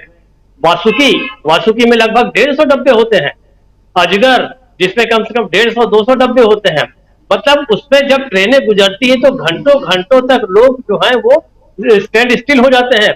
लोगों के जो रेलवे फाटक होते हैं, रेलवे फाटक घंटों बंद रहते हैं। इतनी बड़ी ट्रेनों का ये है, और रेलवे ने सीधे कह दिया कि यात्रियों की जो ये है प्राथमिकता, यात्री हमारी प्राथमिकता में नहीं है, माल ढुलाई जो है उससे कहीं ज्यादा हमें फायदा होता है। ये ऑफिशियल वर्जन है, मैं आपको बता रहा हूँ राजीव जी। छत्तीसगढ़ के मुख्यमंत्री ने बाकायदे चिट्ठी लिखी रेलवे को। उन्होंने कहा कि इसको आप यात्री ट्रेनें आप चालू कराइए, लोगों को बहुत दिक्कत आती है, रोड्स पर इतना लोड बढ़ गया है कि लोग गुजर नहीं पा रहे हैं, और हालत ये हो गई थी। इसके बाद भी बहुत ही नाम के लिए 2-4 ट्रेनों को जो रद्द किया गया था उसको बहाल किया गया। लेकिन अक्सर ये होता है कि छत्तीसगढ़ से गुजरने वाली बहुत सारी ट्रेनें जो है वो अक्सर बंद कर दी जाती है, यात्री ट्रेनें, और जितनी जो मालवाहक ट्रेनें हैं वो बदस्तूर जारी है। दूसरा, हाल ही में सुल्तानपुर के पास, शायद फरवरी महीने में सुल्तानपुर के पास 2 मालगाड़ियां टकरा गई। कारण यह बताया गया है कि दोनों ही लोको पायलट थे, उनकी नींद ही पूरी नहीं हुई थी, क्योंकि उनको 12-12 घंटे से 14-14 घंटे या डबल ड्यूटी करने के लिए मजबूर किया जा रहा है। इस समय रेलवे के अंदर 3.5 लाख पद जो है वो खाली है, और जिसमें 18 जोन है भारत के, 18 जोनों में लगभग 3.5 लाख पोस्ट खाली हैं। नंबर 2, लगभग 3000 जो अधिकारी हैं, जो ऐसे अधिकारी जो रेलवे के संचालन में बहुत महत्वपूर्ण भूमिका अदा करते हैं, वे पद सारे के सारे खाली पड़े हैं। तो उसका कारण यह है कि चूंकि बहुत बड़े पैमाने पे रेलवे का हिस्सा जो है प्राइवेटाइज कर दिया गया है, स्टेशन प्राइवेटाइज किए जा रहे हैं, तो उसके अंतर्गत इसका खर्च बहुत कम करके भारत सरकार जो है वो रेलवे को प्राइवेट हाथों में सौंप दी जाती है। तो ये मुख्य रूप से कारण है जिसका परिणाम जो है, हम ये जो विजुअल्स आप दिखा रहे हैं वो वहां नजर आ रहा है। अब आप देखिए, आज प्रधानमंत्री जी वहां पर पहुंचे, वहां पर वो कुछ नक्शा वक्शा देख रहे हैं कि शायद तो नक्शे में ये देख रहे होंगे कि एक्सीडेंट कहाँ हुआ। एक्सीडेंट तो भाई जहां खड़े हैं वहीं पर हुआ है, आपको इतना नक्शे में गहराई से जाने की कोई बहुत जरूरत नहीं थी। और बाकायदा जो जिधर एक्सीडेंट हुआ है उधर हमारे प्रधानमंत्री जी नहीं देख रहे हैं, वो दूसरी तरफ देख रहे हैं। खैर, ये उनका अपना कार्य का तरीका है, लेकिन ये अच्छी बात है कि बहुत समय के बाद कम से कम उन्होंने 2 शब्द तो कहे कि भाई हम सुधारने की कोशिश करेंगे। तो कवच जो है वो कवच कहाँ है ये भी नहीं पता चल रहा है। ऐसा लगता है कि रेलवे का जो कवच है वो बृजभूषण शरण सिंह को प्रदान कर दिया गया है। वो कवच, रेलवे का कवच जो है वो उनको दे दिया गया है कि भाई पहले इनकी सुरक्षा जरूरी है, यात्रियों की सुरक्षा जो है वो उतनी महत्वपूर्ण नहीं है, ऐसा मुझे लगता है। वैसे ये एक सैंपल है। अच्छा, दूसरा क्या हो गया है कि लाल बहादुर शास्त्री जी ने इस्तीफा देकर परिपाटी डाल दी।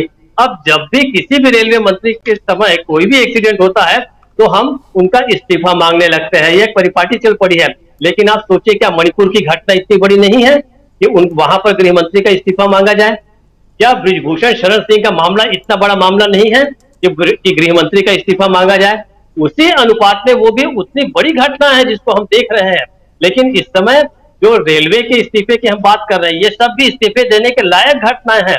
कुल जमा जो अराजकता है, प्रशासकीय अराजकता है, अकुशलता है, कार्य के मामले में पूरी की पूरी तरह अक्षम साबित हो चुकी है ये सरकार। लेकिन इसके बावजूद जो है अभी तक वो दस्तूर चल रही है, और उनका एक बहुत बड़ा समर्थक वर्ग अभी भी डटा हुआ है, 2 आदमी अभी भी डटी हुई है मोदी सरकार को बचाने में। तो ये अब इसको जो है राहुल गांधी वहां विदेश में जाके लोगों को बता रहे हैं, तो कम से कम लोगों के ध्यान में ये बात तो आ रही है कि क्या हो रहा है क्या नहीं हो रहा है। लेकिन हम जो आंखों के सामने देख रहे हैं वो बहुत भयानक है राजीव जी, और ऐसा मुझे लगता है कि लोगों को आंखें खोलनी चाहिए, देखना चाहिए कि आपके बाकी राजनीतिक विचार क्या हैं, आप कौन सा राष्ट्र बनाना चाहते हैं, हिंदू राष्ट्र बनाना चाहते हैं, क्या करना चाहते हैं, वो एक अपनी जगह पे अलग बात है।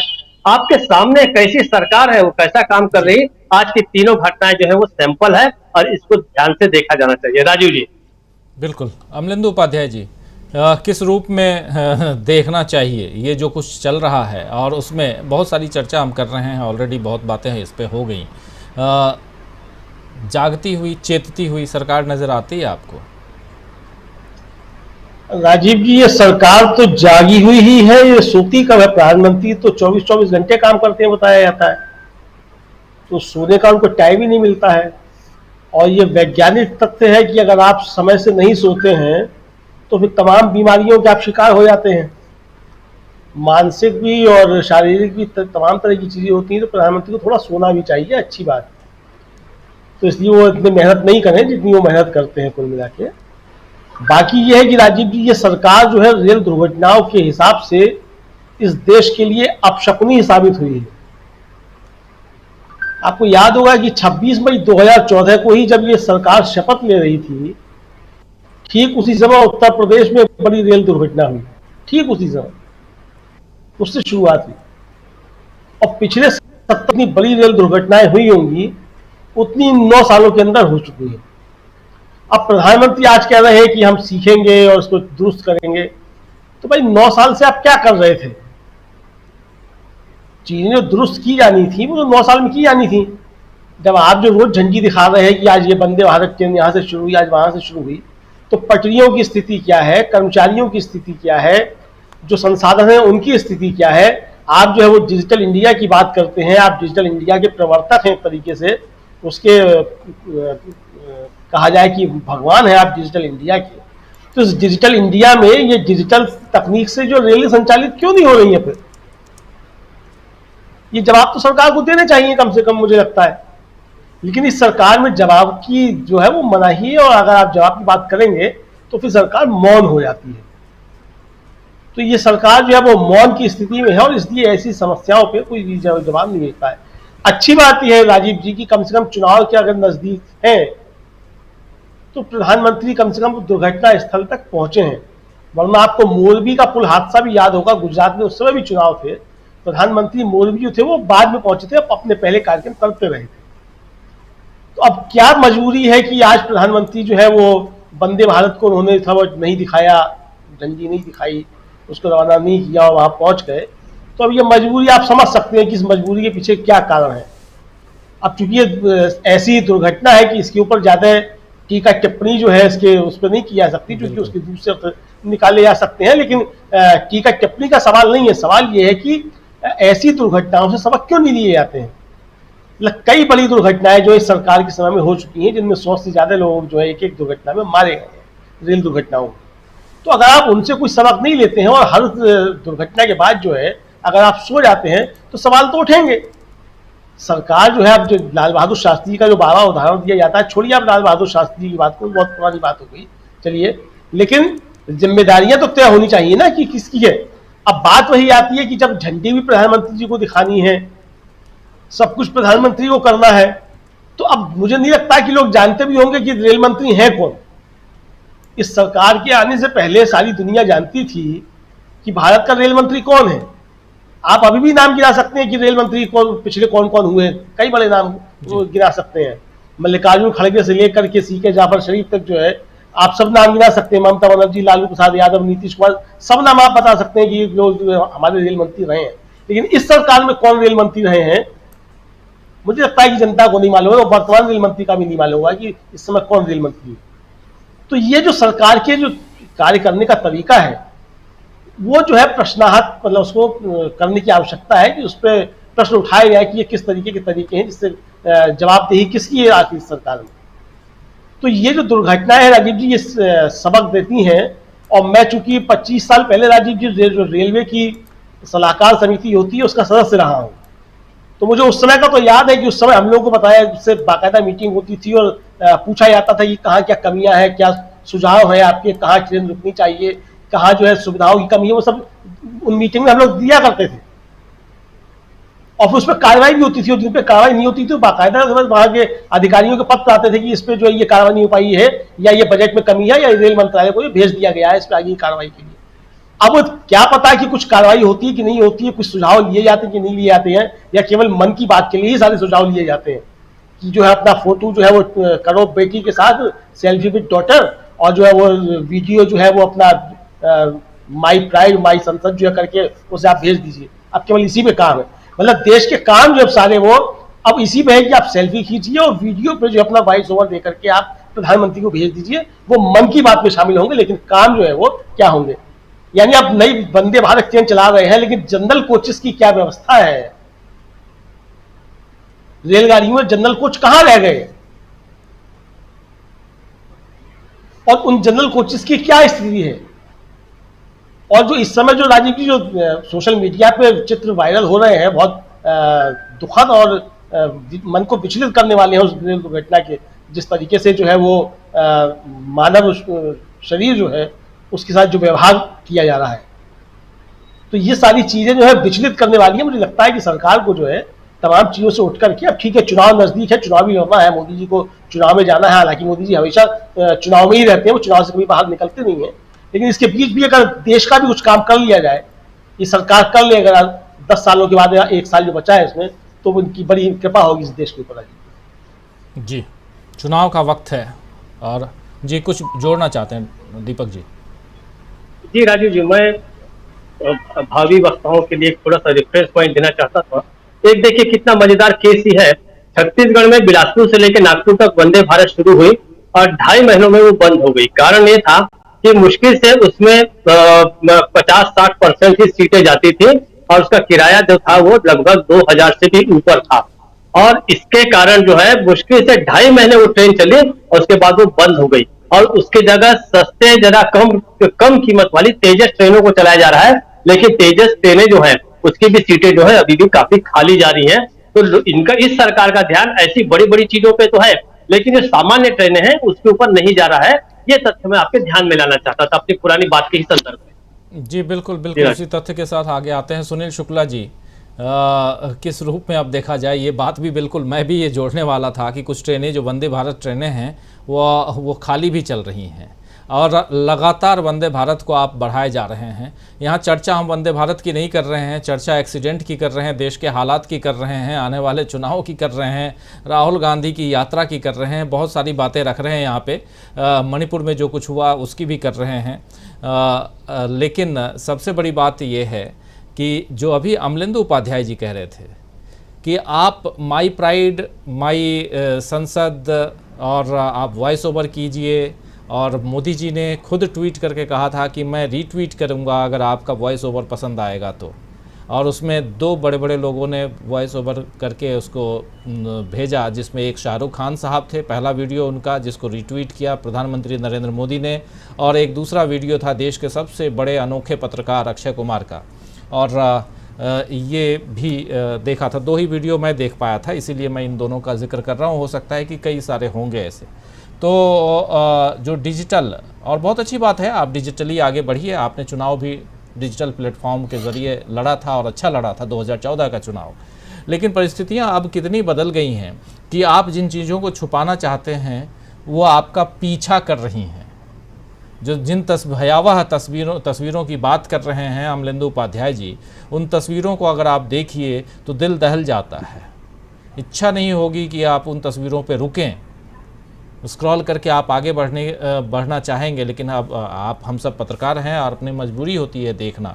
ज़रा समझना चाहता हूँ आपके नज़रिए को और भी, और उस जो कुछ चल रहा है उसमें, इस डिजिटल युग में परिवर्तन बहुत अच्छी चीज़ है, लेकिन परिवर्तन में पुरानी चीज़ों को, और जो यहाँ डॉक्टर दीपक पासपोर्ट जी कह रहे थे कि बिलासपुर से नागपुर के लिए आप वंदे भारत की शुरुआत कर रहे हैं, 2.5 महीने में बंद, ऐसी तस्वीरें और भी आ रही होंगी, शायद आपको भी जानकारी होगी।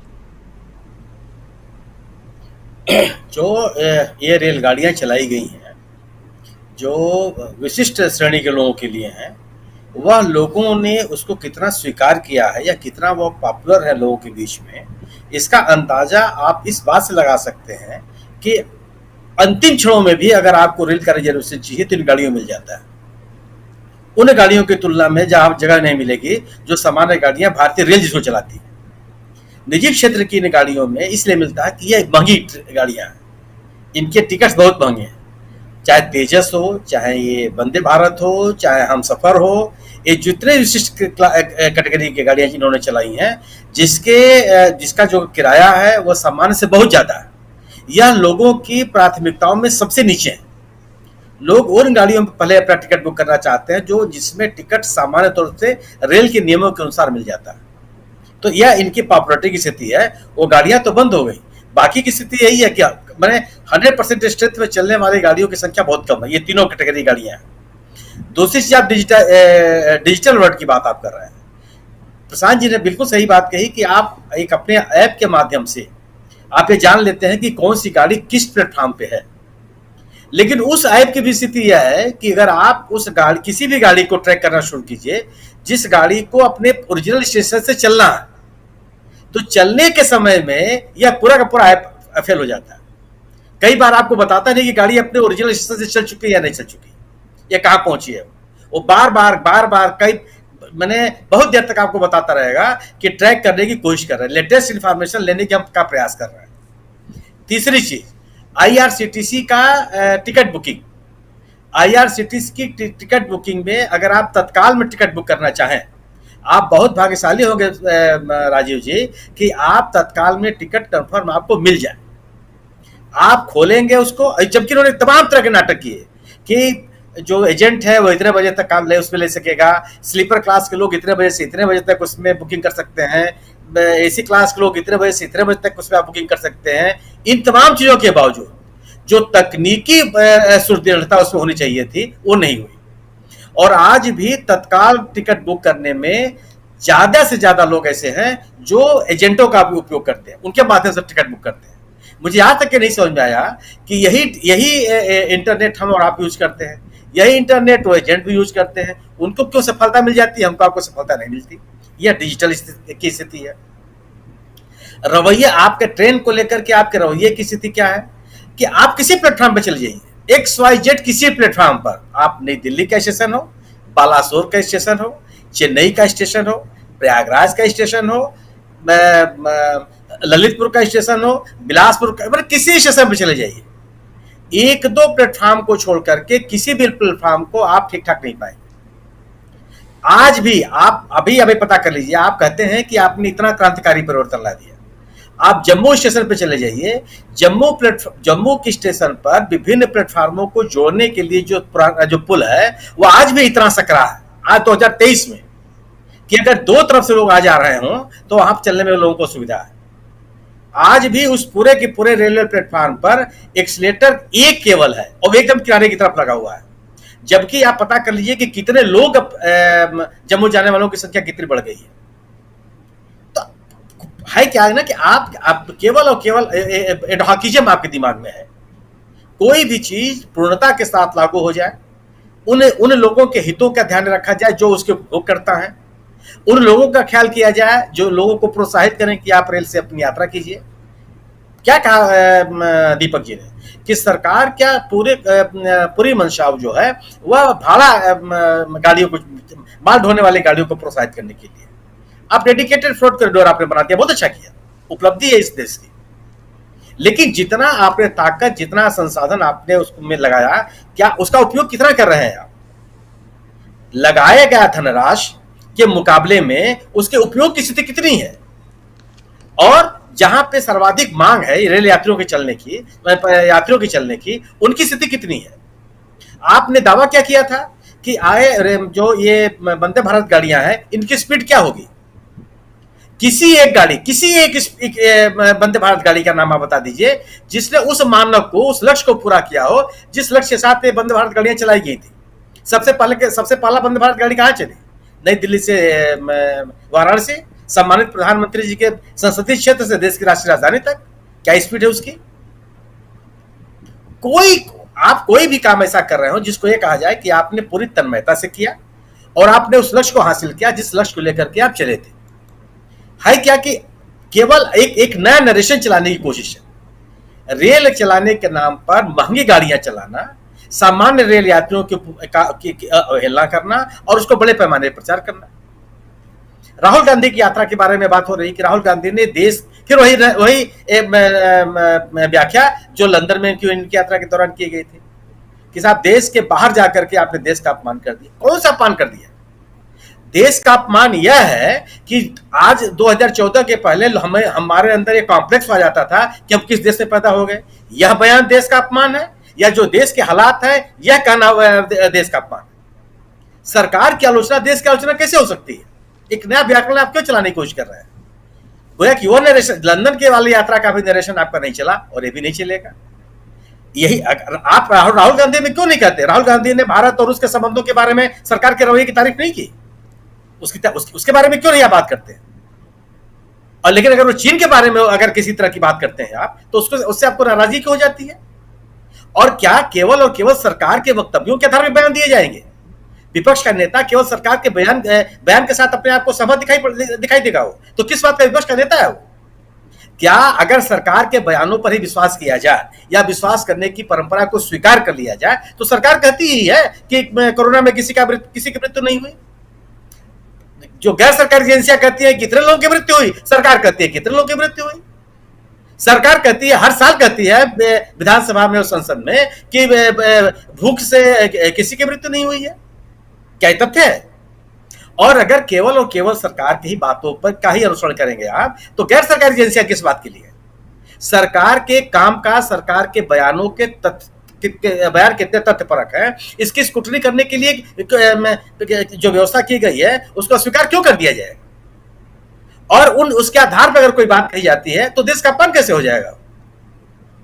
अगर जिन महिला पहलवानों के साथ जब वे पदक जीत करके आ रहे थे, देश का झंडा लेकर के उन्होंने स्टेडियम का चक्कर लगाया था, तो हमारे आसमान पर खड़े हो गए कि उन्होंने देश का सम्मान बढ़ा दिया। आज जब उनके सम्मान की बात आ गई तो आप चुप हैं। आपके इस रवैये को कैसे कोई स्वीकार कर सकता है?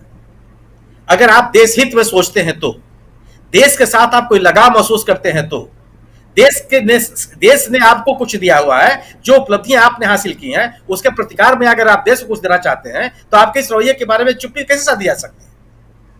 और अगर कोई व्यक्ति चुप्पी साधने के लिए तैयार नहीं है, तो राष्ट्रद्रोही कैसे हो जाएगा? राहुल गांधी ने कहा तो कि जो सवाल आप हमसे पूछ रहे हैं वो हमारे सम्मानित प्रधानमंत्री से पूछ लीजिएगा। क्या गलत कर दिया? और क्या राहुल गांधी के इस बयान के बाद प्रधानमंत्री जी ने कहा कि ठीक है मैं भी जा रहा हूं, मुझसे पूछ लेना, मैं भी तुमको जवाब दे दूंगा? हमको क्यों नहीं गर्व होगा कि इस देश के एक नेता को, किसी बहुत प्रतिष्ठित राजनीतिक दल के एक नेता को इस दुनिया के सबसे बड़े विश्वविद्यालय के एकेडमिक लोगों ने बुलाया? कोई विश्वविद्यालय अगर 32 अगर उसके पास नोबेल पुरस्कार है, ये सामान्य बात है क्या? वहां के अध्येता, वहां के विद्यार्थी, वहां शोधार्थी, वहां के लोग अगर हमारे नेता को, हमारे देश के नेता को बुला करके और उनकी बात सुनना चाहते हैं, तो गौरव की बात होनी चाहिए। और आप इस बारे में आप बात नहीं करना चाहते। आप तथ्यों से, हालात से आंख बंद करके आप स्थितियों को सुधार नहीं कर सकते। आपको इन जो स्थितियां पैदा हो रही हैं उनके सामने खड़ा होना पड़ेगा, उनके समाधान के लिए विकल्प सुधारने पड़ेंगे, देश के लोगों की अपेक्षाओं के अनुरूप आपको कार्रवाई करनी पड़ेगी। तब ये माना जाएगा कि आपके अंदर कोई दायित्व बोध है। और अगर आप ये नहीं करते हैं तो केवल और केवल एक आ जाएगा कि आप अपने दायित्वों के प्रति सचेत नहीं है, देश हित आपकी प्राथमिकताओं में शामिल नहीं है, आपके निहित राजनीतिक स्वार्थ आपके लिए सर्वोपरि है, आपके दलीय हित सर्वोपरि है। और इस सोच के साथ आप देश का निर्माण नहीं कर सकते। राजनीतिक हित पूरे कर सकते हैं, हो सकता है कि राजनीतिक हित तो आपके पूरे हो जाए, लेकिन देश हित सत्ता नहीं है, देश की तरक्की नहीं होती है। जी देश हित की बात जानना चाहता हूं एक बार फिर से गर्ग साहब आपके पास। बहुत सारी बातें हम लोग कर चुके हैं, लेकिन ज़रा देश हित की बात और फिर राहुल गांधी की यात्रा पर थोड़ी सी चर्चा करके इस चर्चा को अब समापन की ओर ले चलें। बहुत टाइम आप लोगों का भी ले लिया।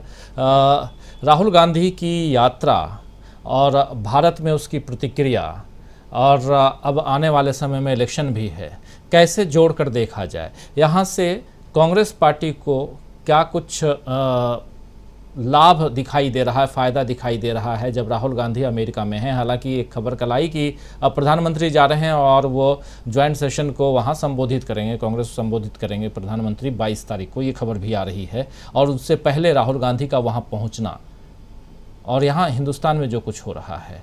कल एक खबर खूब चल रही थी जिसमें राहुल गांधी ने मुस्लिम लीग को कोटेड कह रहा हूँ, मुस्लिम लीग को, हालांकि IUML को कहना चाहिए था, इंडियन यूनियन मुस्लिम लीग को कहना चाहिए था, लेकिन खूब चलाया जा रहा था कि मुस्लिम लीग को इन्होंने कह दिया कि वो सेकुलर पार्टी है। लेकिन क्या सवाल ये है कि क्या सफलता मिल पा रही है यहाँ ट्रोल आर्मी को कि राहुल को डिफेम किया जाए, कांग्रेस पार्टी को उस मुकाम पे फिर से पहुंचाया जाए जहां 2014 में कांग्रेस पार्टी थी? क्या अब यहाँ से जबकि चुनाव की जो घड़ियां हैं वो बहुत नज़दीक आ रही हैं, उल्टी गिनती शुरू हो गई है, मध्य प्रदेश में तो बहुत नज़दीक है ऑलरेडी, और वैसे में जो कुछ सियासी तौर पे चल रहा है उसमें राहुल गांधी कहाँ बढ़ते हुए, कांग्रेस पार्टी किधर आगे बढ़ती हुई दिखाई दे रही है आपके नज़रिए से? और ये सारी चीज़ें जो चल रही हैं पैरेलली, जिस पे हम पिछले 1 घंटे सवा घंटे से चर्चा कर रहे हैं, जिसमें बालासोर की घटना है, जिसमें मणिपुर की घटना है, जिसमें जंतर मंतर है, और ऐसी बहुत सारी घटनाएं हैं। घटनाओं की अगर जिक्र करें तो नए संसद भवन का उद्घाटन भी एक घटना है। इन सब में और राहुल गांधी की ये यात्रा किस रूप में देखते हैं?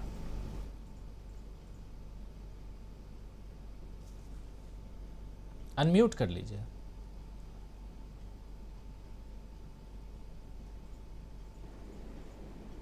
राहुल गांधी की यात्रा का भारत के मतदाताओं पर या भारत की जनता पर कोई बहुत बड़ा प्रभाव पड़ रहा है, मैं ऐसा देखता नहीं हूँ। उसका बड़ा बुनियादी कारण यह है कि जो यहाँ का प्रचार तंत्र है उसने राहुल गांधी की यात्रा के नेगेटिव पक्ष को ही, नकारात्मक पक्ष को ही ज़्यादा उठाया। जैसे आपने मुस्लिम लीग वाला मामला कहा, या एक जो कहा कि उनके आने के रिहर्सल के टाइम का एक मामला था जिसमें लोग जनगण मन के समय कुछ लोग खड़े थे, कुछ नहीं खड़े थे। तो आप अगर अमित मालविया के ट्वीट्स देखें और उनको जो रिट्वीट किया जा रहा है तो उसमें राहुल गांधी को एक नेगेटिव इमेज में पेश किया जा रहा है। राहुल गांधी की यात्रा का जो बड़ा फायदा है वो विदेश में, और विदेश में जो बहुत बड़ी पॉपुलेशन है, खासकर अमेरिका में जो बहुत बड़ी पॉपुलेशन है, करीबन 40-45 लाख 50 लाख लोग जो हैं, वो उसको लेकर मिल रहा है। और वो अमेरिका ऐसी जगह है जहां से पूरी दुनिया में संदेश जाता है क्या हो रहा है। तो ये प्रधानमंत्री की यात्रा के पहले राहुल गांधी का वहां जाना, अपने सारे काम छोड़कर, देश में इतने जरूरी काम हैं, वो बहुत जरूरी हो गया था कि राहुल गांधी वहां जाएं और लोगों को हकीकत से रूबरू करवाएं। देखिए राजीव जी, जो एक आखिर में हमको बात करना चाहिए, मैं वो करना चाहता हूं कि सरकार का जो 2014 में कॉन्फिडेंस था देश पर राज करने का, वो हिल गया पूरी तरह और वो खंडित हो गया है। आप पाएंगे कि सरकार पूरी हिली हुई है ऊपर से नीचे तक, और ये पूरा रिफ्लेक्ट हो रहा है पूरी की पूरी सरकार की भाव भंगिमा में।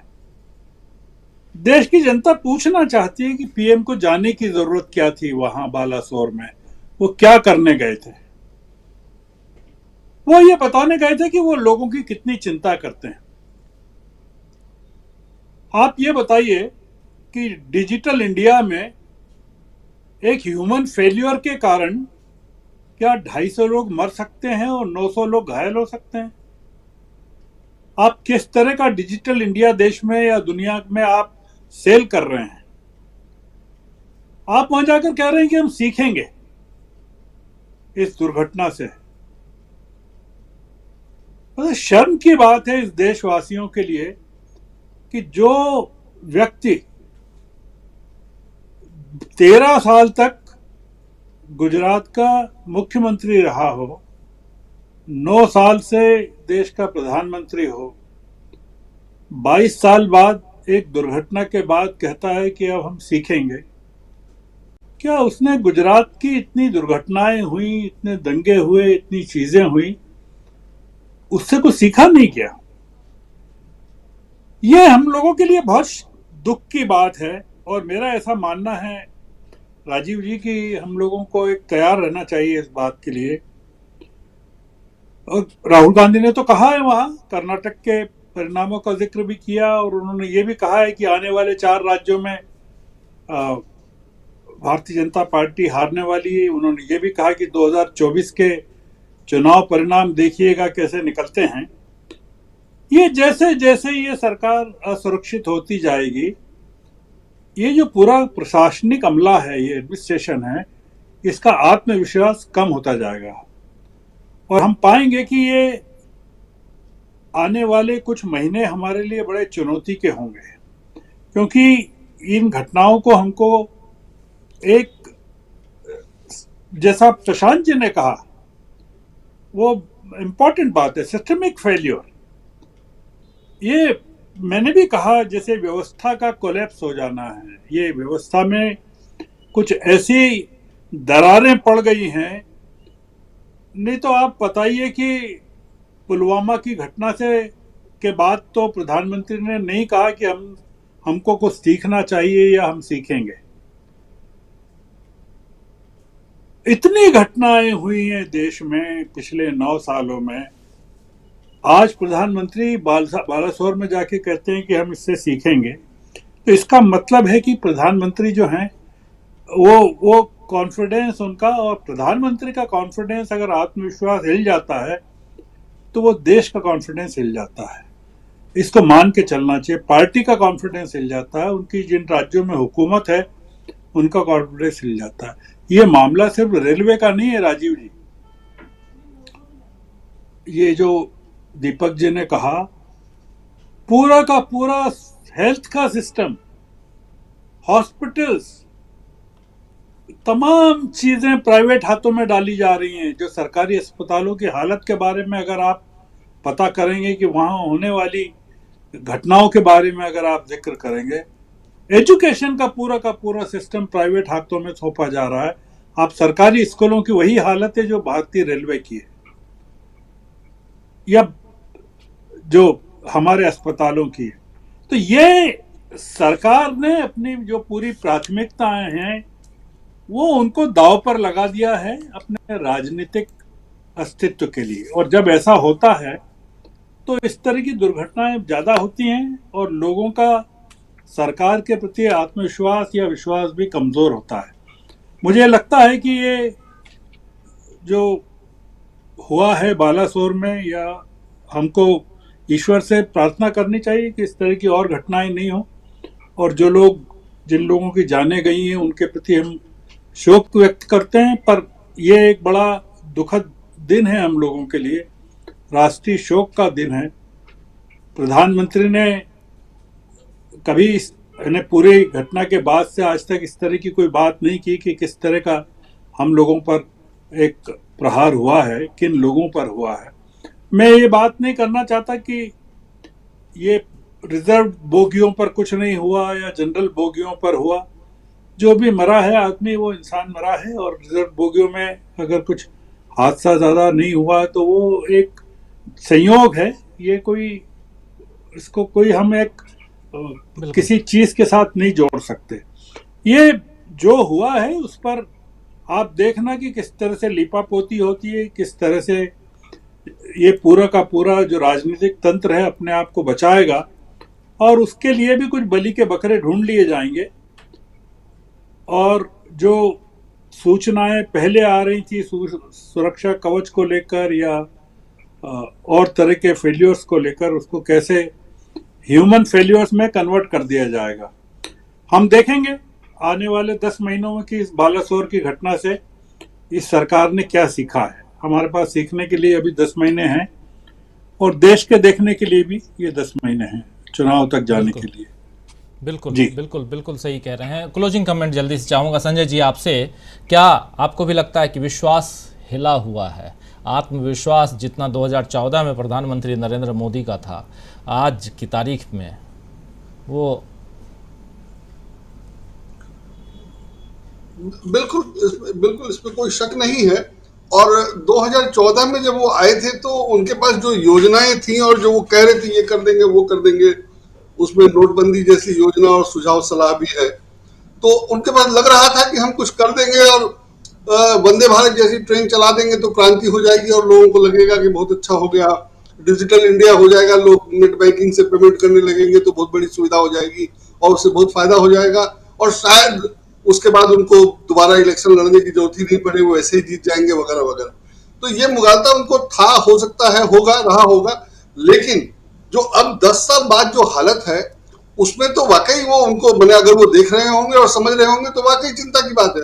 और अगर जानते हैं कि हमने कुछ नहीं किया है तो फिर तो कोई बात ही नहीं है। जैसे डिजिटल इंडिया पे इतना शोर मचाया गया, अभी हम सब लोगों ने बात की कि डिजिटल में इसके बावजूद दुर्घटना हो गई। रेलवे का पूछताछ इतना खराब है, मैं 20, 25, 30 साल से देख रहा हूं कि आप जब फोन पे था, लैंडलाइन पे था, तब से लेकर अभी तक आप ये भरोसा नहीं कर सकते कि ट्रेन 10 मिनट पहले आएगी कि आधे घंटे बाद आएगी कि लेट आएगी। आपको अभी भी ये तय नहीं है। अब जो ट्रेन एक बने 10,000 किलोमीटर पहले 10 घंटे लेट है, उसका आप यहाँ का समय देखने जाइएगा तो आपको बताया जाएगा कि वो मेकअप कर लेगी। आप देख रहे हैं हर स्टेशन पे कि वो कितनी लेट पहुंच रही है, उसके बावजूद आपको बताया जाएगा कि मेकअप कर लेगी। इसमें जनता का भला कहां है? खाली लोगों को धोखा देने का जो दिमाग में भरा हुआ है कि मेकअप कर लेगी, तो वो मेकअप कभी करती नहीं है, और अगर करती है तो उसका औसत निकाल करके एक बताया जा सकता है कि भाई ट्रेन लेट है, 10 घंटे लेट है, 1 घंटा या 1.5 घंटा मेकअप कर सकती है और इतने बजे तक आ जाएगी 10 घंटे बाद वाले के लिए, और उसके बाद वाले स्टेशन पे तो वो 10 ही मिनट मेंटेन कर सकती है या 5 ही मिनट मेकअप कर सकती है, और राइट टाइम बिफोर टाइम से तो खुलेगी नहीं। तो अगर ये ठीक ठाक बताया जाता तो ये भी लगता कि एक काम हुआ है, वहां तक नहीं हुआ है। बाकी बड़े काम की मैं क्या बात करूं। और जहां तक ये है बीमा, माने रेल दुर्घटना में मुआवजा मिलना चाहिए, ये बहुत सामान्य सी बात है। अब तो दुर्घटना नहीं होनी चाहिए और हो जाए तो मुआवजा मिलना चाहिए। तो मुआवजा मिलने के लिए इन्होंने बीमा की व्यवस्था शुरू कर दी। ठीक है, वो ऑप्शनल है और बहुत कम पैसे लगते हैं, लेकिन जब दुर्घटना हो गई तो उस बीमे का क्या होगा वो खबर आज कहीं नहीं है। अभी तक उसकी कोई चर्चा मैंने नहीं सुनी है। और ये कहा जाता कि बीमा है और बीमा वाला देखेगा, तब तो मुझे कोई दिक्कत नहीं थी, लेकिन घोषणा हुई है कि प्रधानमंत्री इतना देंगे, रेल मंत्री इतना देंगे। इसकी क्या जरूरत है? जब बीमा है तो मुआवजे की क्या जरूरत है? बीमा देखेगा तो ना आप बीमा चलने दे रहे हैं, ना प्रधानमंत्री राहत कोष से दे रहे हैं, ना रेल मंत्री मुआवजा दे रहा है। और सिर्फ मुआवजे की बात मैं कर रहा हूं, जो बुनियादी जरूरत, पहली जरूरत है, उस पर कोई इंतजाम नहीं है, कोई स्पष्टता नहीं है। अगर बीमा करते हैं, बीमा होता है, और ये होता कि भैया बीमा थी और आप जिन लोगों ने कराया उनको मिलेगा, जिनने नहीं कराया उनको नहीं मिलेगा, मुझे कोई दिक्कत नहीं थी। लेकिन बीमा होने के बावजूद सरकार ये कह रही है कि ज्यादा घायल को ये पैसे देंगे, कम घायल को ये पैसे देंगे, इसको इतना मिलेगा, उसको इतना मिलेगा, वो सब तो ठीक है, लेकिन बीमा वो किस लिए हो रहा था और कौन पैसे ले रहा था? वो पैसा जिसके पास गया वो कहां गया? तो इस तरह से तो सरकार ने काम किया है। और मैं बहुत छोटे, बहुत पहले स्तर के काम की बात कर रहा हूं। तो अगर यहां ये है तो बड़े स्तर पे क्या हुआ होगा वो तो हम लोग अब समझ ही सकते हैं। जब इस तरह से दुर्घटना हो रही है तो 36 पैसे 35 पैसे लगते हैं बीमा में और उसका हिसाब नहीं है, तो बढ़ेगा क्या हुआ होगा हम लोग क्या बताएं। तो इसलिए बहुत हालत खराब है और वो समझ रहे हैं, और इसीलिए सब कुछ है, सारी घबराहट और वो पसीना और सब कुछ सब उसी कारण से है। और इसमें अब कुछ किया नहीं जा सकता है, बाजी मुझे लगता है उनके हाथ से निकल गई। राजीव जी, तो विश्वास हिला हुआ है, क्या कुर्सी भी हिलने वाली है? एक बड़ा सवाल हमारे कुछ साथी पूछ रहे हैं।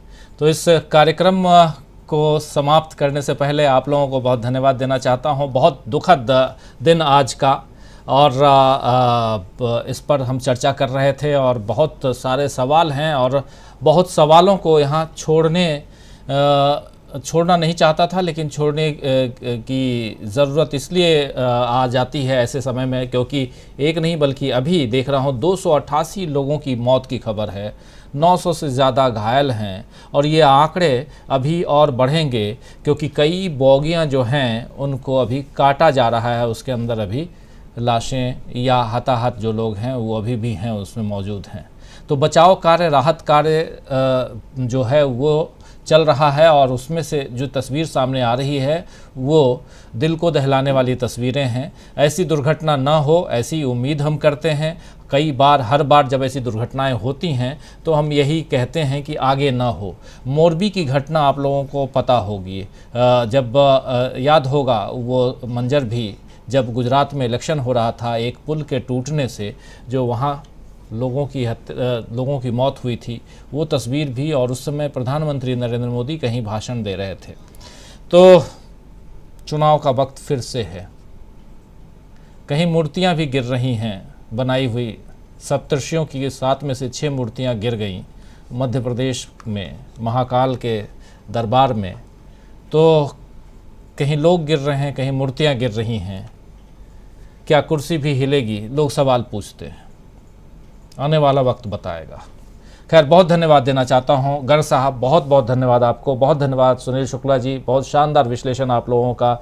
बहुत बहुत धन्यवाद संजय कुमार सिंह जी, और हमारे साथी अमलिंदु उपाध्याय जी, डॉक्टर दीपक पाचपुर जी, और साथ में जुड़े थे प्रशांत टंडन जी। आप सबको बहुत शुक्रिया, बहुत धन्यवाद। और तमाम साथी आप लोग बने हुए हैं हमारे साथ और इस चर्चा में लगातार